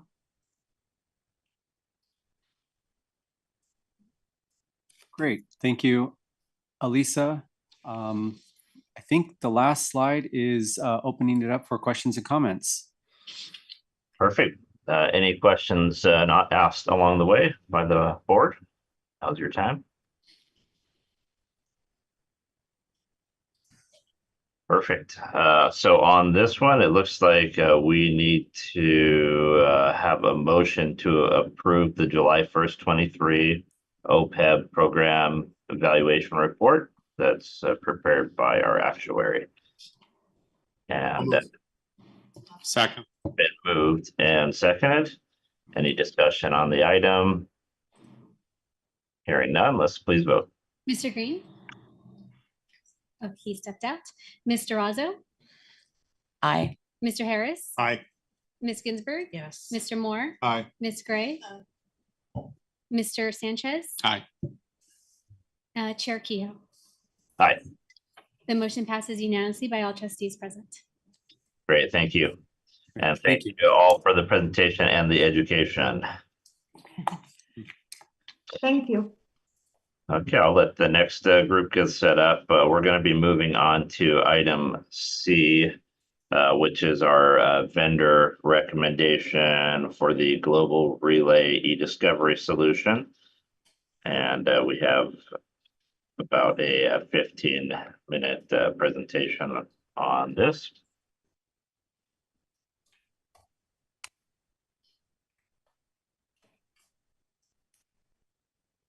And before we get started, anybody need a break, or are we ready to power through? Looks like we're ready to power through. So let's go through, and just for timeline, we'll go ahead and get through the end of the non-consent, and then we take a short break after that. Okay. Thank you, Trustee Kehoe. Today, we just wanted to recommend an e-discovery solution for LACERA. A couple of things.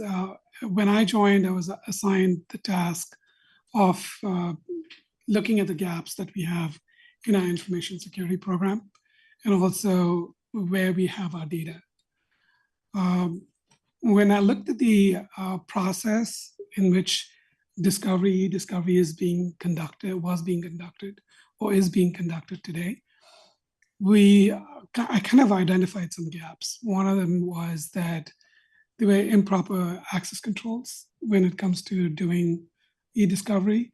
So if, for example, if there was a request from the legal department to conduct an e-discovery on our archives, then, okay, so who does it, right? Chain of custody, making sure that proper access controls are in place in terms of who gets access to that kind of data. There are controls in there, but they're highly manual. The problem with highly manual access controls is then, logging becomes cumbersome. Another thing is there were certain other gaps, such as we couldn't really place legal holds in the way it can be held in a more efficient manner. If there were any, if you can go to the next slide, please. Or the slide after that, please. So there are a couple of other things, such as early case management. If you had to do something like that used to be a little bit difficult for us. Being highly manual meant that there was a lot of man hours that are being spent on something that we shouldn't be spending hours on. The biggest thing that we saw was that if somebody came in and did a public records request, there were certain types of data that we do not have right now, such as SMS texts from LACERA issued cell phones. So we kind of required to capture all that data. So we looked at certain solutions, and we came up with two primary providers that could provide the solution. So if you go to the next slide, please. As far as the evaluation team goes, Kelsey Templo from the project management team, Mr. Stephen Rice, Joan Harrington from legal, we were all pretty much involved in this process of selecting the product. Where there were certain requirements that we needed from the ISO side. There were certain requirements that came from the system side. There were certain requirements that came in from the legal team. So we put that all together, presented it to different vendors, and we said, okay, tell us where you can match with all these requirements. So based upon that, we went ahead and made a choice of going ahead with the top two vendors. So if you can move on to the next slide. So this, when we evaluated, what we did was we said, okay, well, if you're going to evaluate something, you need to put some weightage on different criteria that you're doing the evaluation on. So we thought that 10% was very much about the organization that we're going to go with. That's the weightage we can give them. Team credentials was 20%, because it's very vital that we have 24/7 support, help in terms of doing our e-discovery. So even if, say, for example, the legal department wanted to do some legal discovery where the ISO office wasn't involved or the systems group wasn't involved, then a third party would assist them to do that legal discovery. That is one of the vital things that you really need. Then, of course, in terms of the evaluation of approach, was 60%. Items such as providing a uniform platform, making sure that we can do complex searches on our queries. Just very recently, there was a search that we got from the legal department that we couldn't quite complete because the query was pretty complex. Their ask was very complex. So we had to give a whole bunch of just a subset of emails that we had discovered back to legal. Then legal has to do its work to get that. The other thing that we didn't have was we didn't have a write once, read many kind of a repository in terms of the emails. So you need to have that in place. Another thing that you need to have in place was, in terms of criteria, was third-party attestation.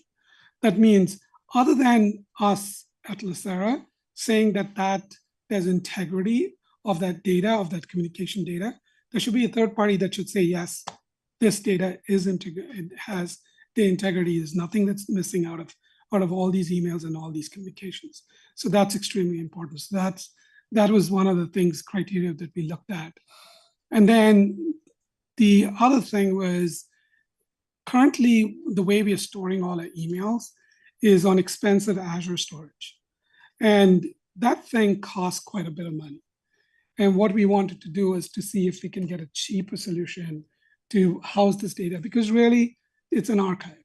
It's not something that's used on a daily basis. Azure or cloud services are geared towards something that you need instantaneously now. If you're telling me to see an email that is 7 years ago, yeah, it might be important, but it's not something that you need right away. So when you go to a service that is able to cater to that requirement, that's also very important. Then, of course, like I mentioned before, role-based access, allowing quick searches as well. Because yes, if I'm going to do a search through an email, I don't know how many of you have used Outlook and tried to use the search function. It is not all that robust. It is okay, it works, but it's not very robust, right? So that's one of the things. And then to also something that could house all our SharePoint, Teams messages, SMS text messages, everything else like that. And then the last but not least was, of course, the fee proposal by each of the companies as to what they would, we gave that a 10% weightage. If you go on to the next slide, please. This is just a timeline as to how the project proceeded. We started off in November of 2023, and today we are here in front of the board to seek approval. It's just a timeline. Next slide, please. This shows the evaluation criteria that I mentioned before, the weightages that we gave, which is on the third column. Then we had some sort of an unbiased scoring by everybody, took an average of that, and then multiplied by the weight to get the final candidates. We had chosen 3. It came down to the top 2 candidates. As far as the scoring goes, the scoring criteria goes, was scaled between 1 to 5 is what we used. Next slide, please. So the phase 1, we went ahead and did that. Veritas clearly did not advance. We went ahead with SMARSH and Global Relay. Next slide, please.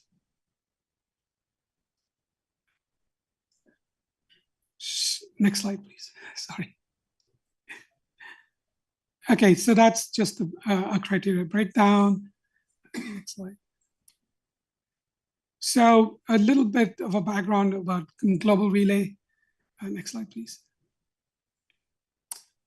Just so you know, Global Relay is a pretty big company. They give their e-discovery services to companies like BlackRock, FINRA, other big banks. There are other retirement systems as well that use Global Relay.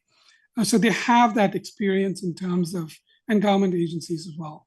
So they have that experience, they have the wherewithal in terms of being able to deal with any kind of e-discovery requirements, any kind of queries that may arise, if there's any legal ask in terms of, being able to satisfy the demands of the legal department at any given organization.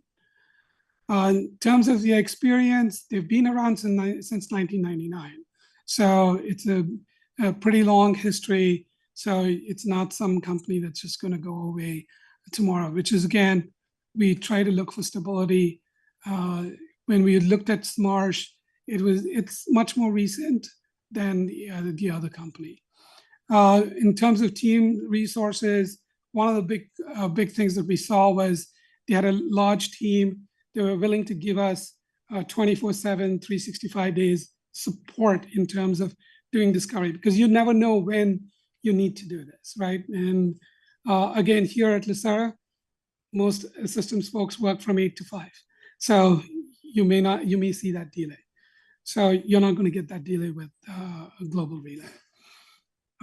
In terms of experience, like I told you, essentially was just the amount of experience they've got in the industry is they're a leading provider. Next slide, please. As far as global relay and DEI goes, they're pretty much on the forefront of it. I think the slide speaks for itself. They have a magazine that's an online magazine kind of focused on different topics.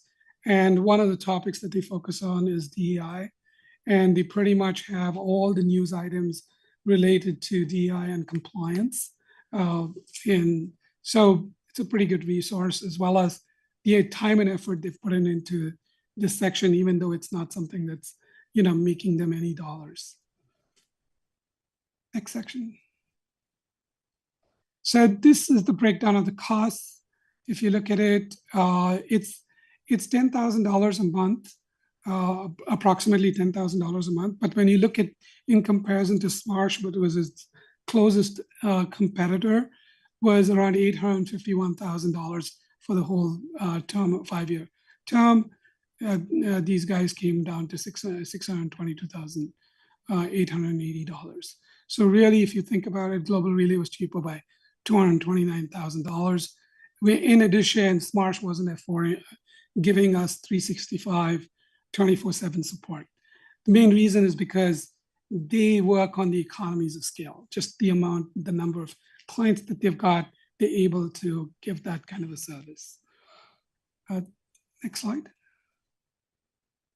So our recommendation is to go ahead with Global Relay. It's a recurring cost of $10,000, $10,240 per month. We don't have to pay it lump sum. It's a monthly cost that we will pay them. So that's our recommendation. Excellent. Great presentation. And I'm glad to see staff has identified this as an issue and come up with a good solution for us that's professional and will continue to support us as we deal with all of our various discovery needs. I'll open it for any questions. Seeing none, I'll accept a motion. I'll make the motion for staff recommendation. Need a second? Second. Second it. Let's please vote. Mr. Green? Aye. Mr. Razzo? Aye. Mr. Harris? Aye. Ms. Ginsburg? Yes. Mr. Moore? Aye. Ms. Gray? Aye. Mr. Sanchez? Aye. The motion passes unanimously by all trustees present. Thank you. Motion Thank passed. This brings us to item D, which is our revised policy for the procurement of goods and services. We have a memo dated August 9th of 24. I do have a question on it before we vote. I think the memo speaks for itself, as well as the policy that we have. What is that? The only thing that I didn't notice is I didn't see a red line copy to compare with the old policy, unless I was it didn't stand out for me. What is the current delegated authority to the CEO for expenditure? I know we're going to be raising that if we adopt this policy to 500,000, but what's the current delegated authority? Okay. Good morning, Mr. Chairman and members of the board. I do want to point out that we did not attach a red line version because the policy was substantially changed, but we did attach the actual, the entirety of the policy that's currently in existence. And I do believe 150,000 to that. 50,000, yes. So we're going from 150,000 to 500,000. So what's let me ask this: what's the CEO's delegated authority at the County of Los Angeles or other plans? Well, when I was there, it was north of $1 million. Okay. Okay. And did we do any comparative study? I just want to make sure that we're good. And it seems like a big jump. And I'm not opposed to that, you know, giving more authority to our CEO to do procurement when it's basic stuff. But I just want to make sure that we've looked at other comparative studies, and that's a pretty good number to be at. Yes, I think if we had our compliance office and all that stuff set up, we'd have them look at all that. But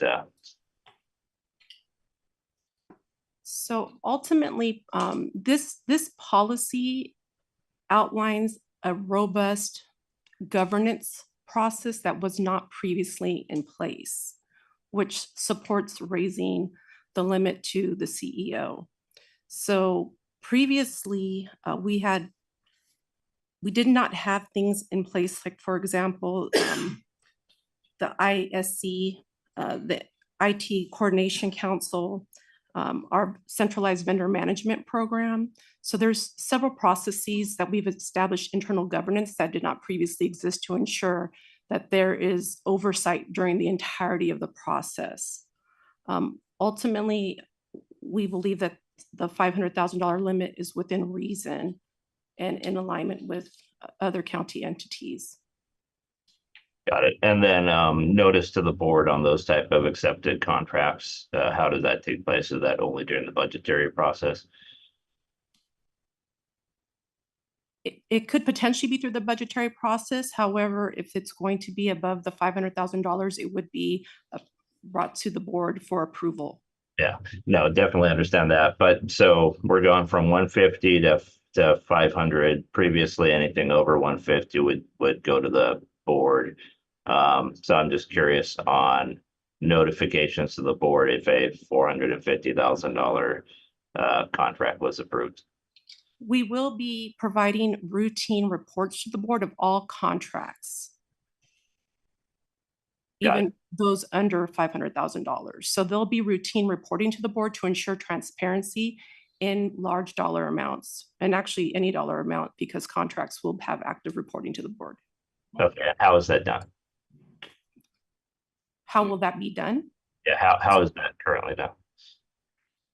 I don't know, to be honest with you, that today we're actively reporting all contracts to the board. Part of the governance process we put into place, as well as our current implementation of Cobblestone, which is our new contract management system, is going to allow us to actively track and manage contracts to allow for the updated reporting. So I do believe the CEO report will be where this information is housed, essentially. But because we just implemented vendor management effective September 1, we're still working on all the process and procedures. So to give you a little bit of background, your board, July 1st, 2024, adopted a centralized vendor management program, as well as a reorganization of the administrative division.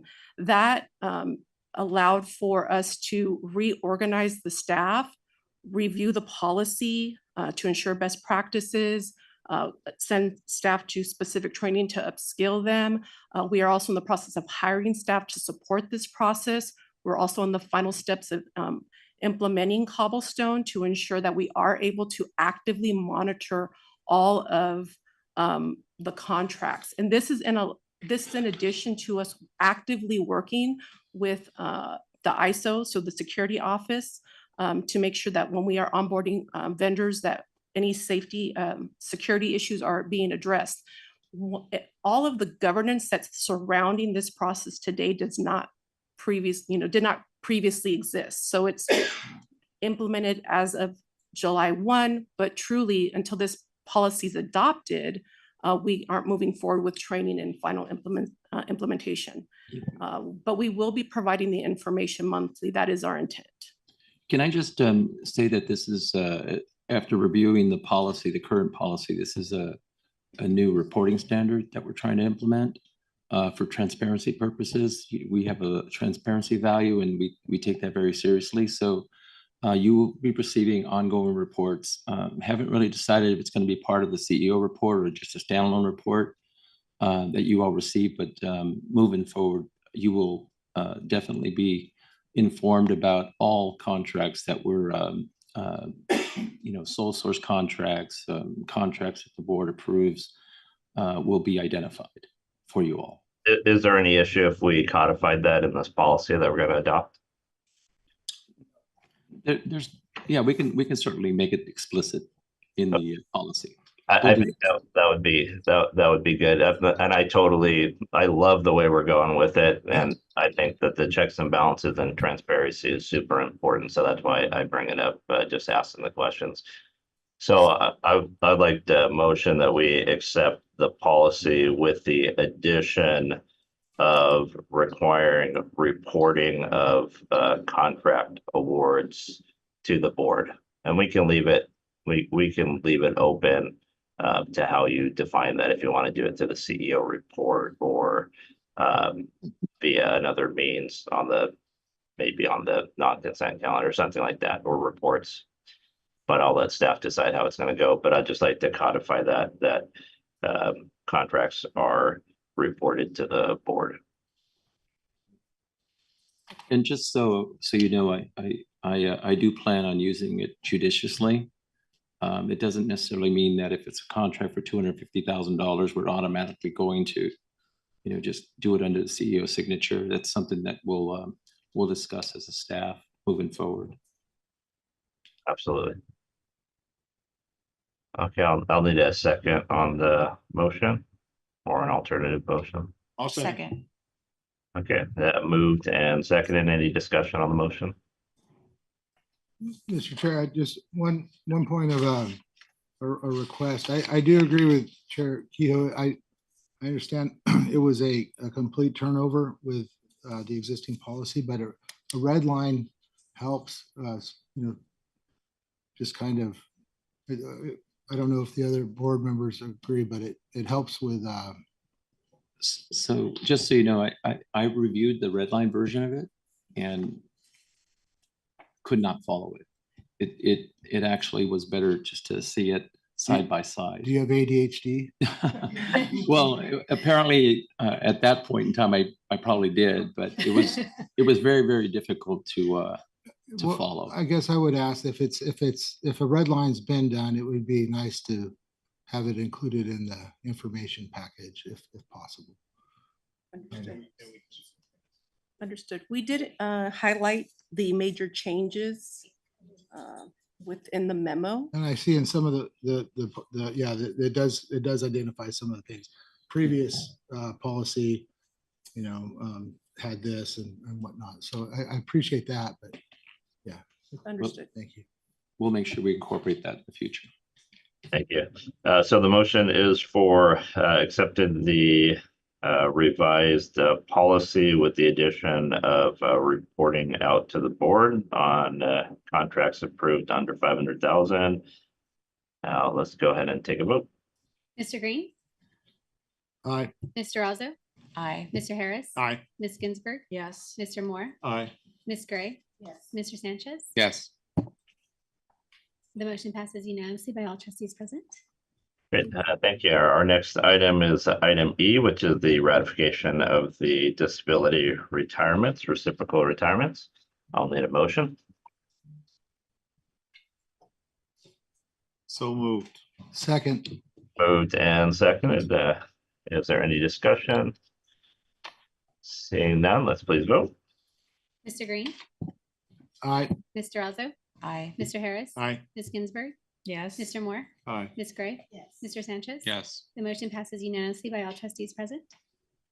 Okay, our next item is item F, which is Assembly Bill 2284 compensation. Originally presented to our board as to reconsider it as an opposed position. We have a memo dated August 28th, 24. And I know, Mr. Green, you have a comment. I do, thank you. Let me just get to my notes here. Yeah, I first and foremost, I want to express my appreciation to staff, the IBLC, you know, the SACR's analysis on this and whatnot. And, you know, I miss this, but I want to start with that I'm addressing this. You know, I know it's a little late, and I know our letter is gone, and the governor, it's going to be on his desk here soon. But for the consideration of the board, I'm approaching this as a fiduciary and with our plenary authority in mind. I'm going to try and stay on point and not filibuster this, but you know, I feel like this bill potentially. You know, we just went against the county to litigate for that very thing, our plenary authority and our, you know, and our fiduciary responsibility and the ability to classify and pay people as appropriate and have the autonomy of the board. And I feel that this bill would also strengthen that. There's a lot of talk. You know, I had a chance to go to Wharton and the academics there, and I've talked to other retirement systems, and there's I think an unforeseen consequence of PEPRA, and the chatter is basically that, you know, there's a potential existential threat with a decrease in our population as membership, and not only would there potentially be a decrease because under PEPRA, the retirement allotment and the cap is not attractive.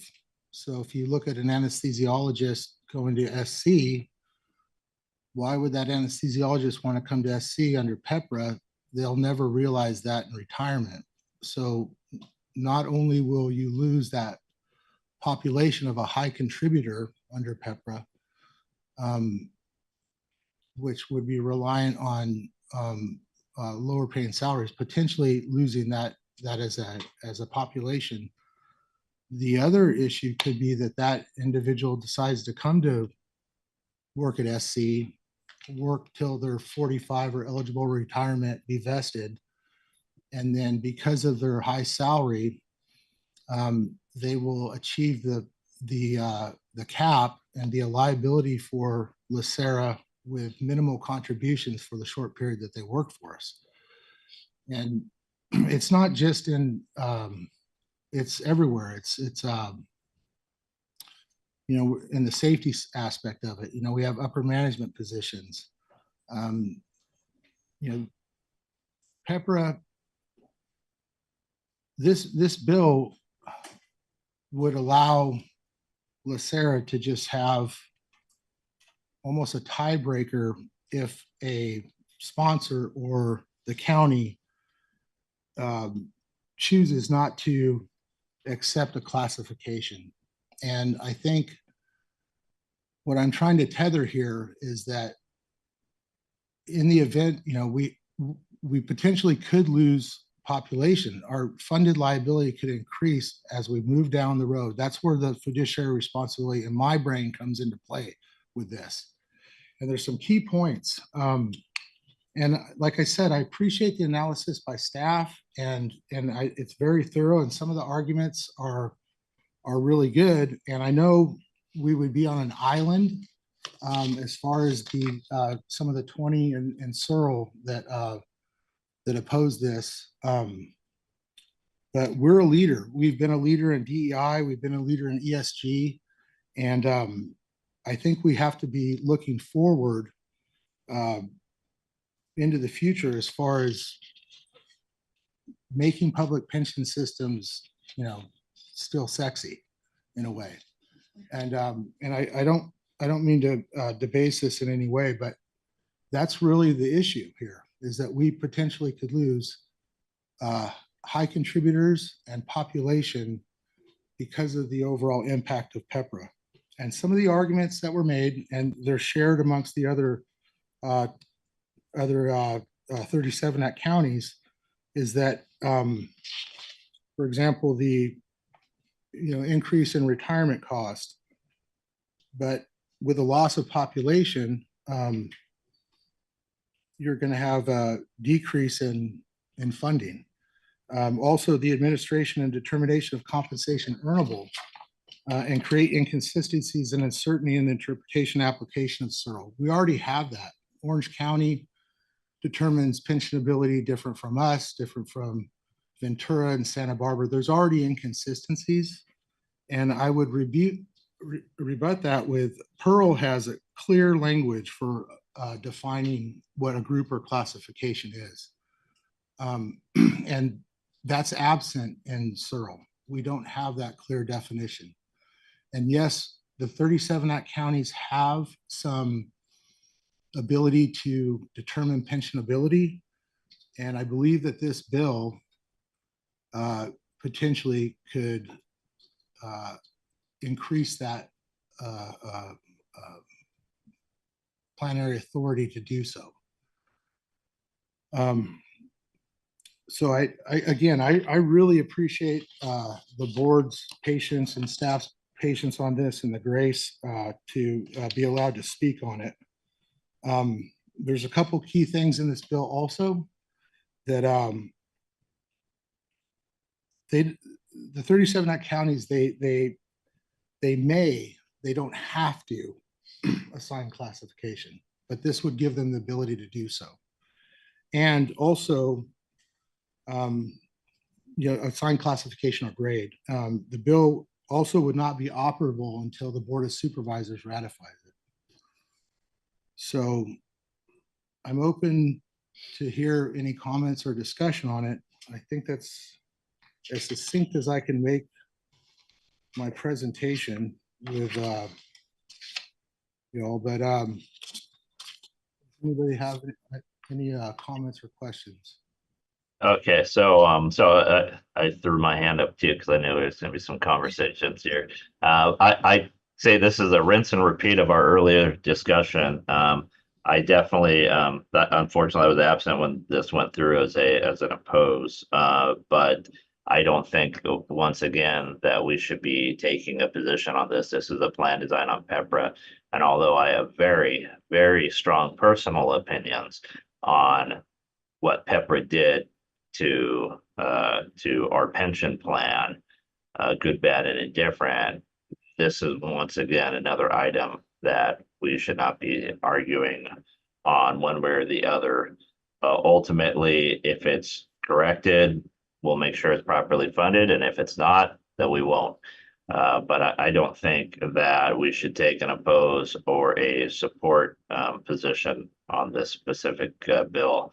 I think we should move it to a watch position, and we should take a step back and see what happens. So my recommendation would that we revise our opinion to watch so that we're not out there actively lobbying the governor to oppose this bill. I also think it sends a lot of mixed messages on a lot of different fronts. So I think that it's prudent for us to take a watch position, and then if asked by the governor's office, we could provide all of our analysis on what that would do financially, et cetera, et cetera. But I don't think we take an active position on this. So that would be my recommendation, that we move this to a watch position. Ms. Gray? I have a couple of questions. Mr. Green, is it your position that we not oppose it? Yeah, fellow trustee Gray, I'm, the water's gone over the dam, and No, not according to this memo. Well, I would, I would, if my position would be, as Chair Kehoe said, to neither oppose it. I would ask maybe for a neutral position on it, because I do feel strongly as a trustee and as a fiduciary. I think this is in line with what we just fought the county over, and unless I'm completely off base with that, kind of see how the pickup sticks fall, and that would be my position. Okay, I would like to say that you made some very good points, that PEPRA has affected us in a bad way. We went all the way to the other extreme, and I think that we have to come back to the middle. But I don't believe that this particular bill brings us back to the middle. But that's my personal opinion, and like Chair Kehoe, I have a lot of personal opinions about PEPRA. One that you made public and is a concern of mine is that we cannot attract the proper support and employees, high-level employees, and keep them there with the cap. But I also believe that you mentioned that a lot of CERL systems have decided to oppose the bill. Well, there's 20 county CERL systems, and I only see 4 listed here. So that's a big difference. It's like, not all of them. And obviously, Orange County has done their own thing. I agree with Chair Kehoe and you, Mr. Green, that we probably should take a neutral position on this and just watch what happens. Because the popularity of this particular bill, in other words, the support that it is getting, seems as though it is divided. And if we watch and see what happens, I think we'll be in a better position. So I would like the motion that we rescind our previous board action to oppose. And if we rescind it, then we can make a new motion to watch. So that will be my motion to rescind the previous oppose. I have a question. Okay, now let's first, can I get a second on that? And then we could discuss. Second. Okay, so that's the item on the table for rescission, and Mr. Sanchez.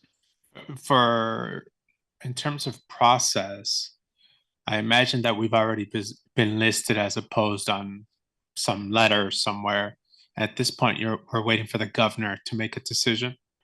So then what would the LACERA action be? I mean, would our lobbyist make our position known and talk to the governor's office? I guess I fear that, as you mentioned, we've already been listed. I hope that it can be corrected in some way. I just don't know how messy that will be. And maybe this is for Mr. Liu, but to my understanding, it hasn't hit the governor's desk yet. It has. Yes, so yes, Chair Kehoe and trustees, let me give you an update on the bill here. So the legislature had adjourned to Saturday, the 31st, but this bill was actually had passed the legislature on the 27th. So it is on the way to the governor. But given the how closely the end of the session was to today's meeting, no letter has been sent by staff to the governor to request a veto. So the last letter we had sent on opposing this was actually to the author of this bill. So at this point, nothing has been sent to the governor. So as just a slight point of order, I think what we'll do is if this passes that we rescind it, then we'll make the new motion. And in the new motion, I was going to suggest that we do correct our previous position. So that's a very good point, Mr. Sanchez. I do think that we do need to correct our position, but that's good to know that we haven't sent anything to the governor as of yet. Additional discussion on the current motion, which is to rescind our previous position. Mr. Kehoe, I don't mean to be redundant, but I do want to reiterate, and I hope I was clear that again, this bill does not mandate that LACERA has to identify class or grade. It would only give us the ability to. And again, it would still have another step before LACERA could implement it. So but I do feel strongly again, and I appreciate the comments. And again, this PERL is very clear on classification and grade. And even though CERL provides the 20 retirement systems with some room, it's not defined clearly in CERL. So that's all I have. Okay, so now let's go ahead and do let's do a vote on the current item. Great, Mr. Green. And just, I'm correct, the motions to rescind are. Correct. Aye. Ms. Durazo? Aye. Mr. Harris? Aye. Ms. Ginsburg? Yes. Mr. Moore? Aye. Ms. Gray? Aye. Mr. Sanchez? Aye. The motion passes unanimously by all trustees present. Thank you. Now I'll do a motion to watch and direct staff to correct our previous actions related to the opposition of the item. Second it. Moved and second. Any discussion? Hearing none, let's please vote. Mr. Green? Aye. Ms. Durazo? Aye. Mr. Harris? Aye. Ms. Ginsburg? Yes. Mr. Moore? Aye. Mrs. Gray? Aye. Mr. Sanchez? Aye. The motion passes unanimously by all trustees present. Great, thank you. All of our reports are information only. Any trustees would like to discuss any of them? Seeing none, let's go to items for staff review. Yes, I have one item regarding item 10B, the 2023 actuarial valuation of County OPEB program. Trustee Kehoe requested that a future presentation on the funding ratio and how LACERA can get to be self-funded be provided to the board. Thank you. Our next is our items for future agendas. Any requested additions for future agendas that have not been addressed? Seeing none, let's go ahead and do good of the order. Bonnie, can you please take Sure. us around? Trustee Green? Happy to be here. We just had Labor Day, and we've got into summer, kids back to school, and looking forward to the rest of the year. That's it. Thank you. Mr. Razzo? Thank you for the reports today. I'm glad to be here. Looking forward to meeting our new trustee very soon. Mr. Harris? Nothing. Ms. Gray? I just want to thank the staff for the work that you did on all of these presentations. More importantly, I'd like to thank Trustee Green for his in-depth review of the bill that we just discussed. You brought up very important points, which I really appreciate. There were things that I didn't see that went into that, particularly the shortcomings of PEPRA and the effect on our members and the effect on the possible members that we could attract. I think that was an important point. And I appreciate you looking into that and essentially changing our minds. So thank you. And other than that, I have nothing else. Trustee Moore? I have nothing to add. Trustee Ginsburg? Nothing to add. Thank you. Trustee Sanchez? No, as always, thank you to everyone. CEO Santos-Creighton? Nothing. Chair Kehoe? Thank you. Once again, appreciate everybody. Let me call in remotely. Unfortunately, while on vacation, I slipped and broke my patella. So my apparently you need that to walk around. It was actually a blessing, and it was a very humbling experience. And I will say that I gained more out of it than I thought I would have.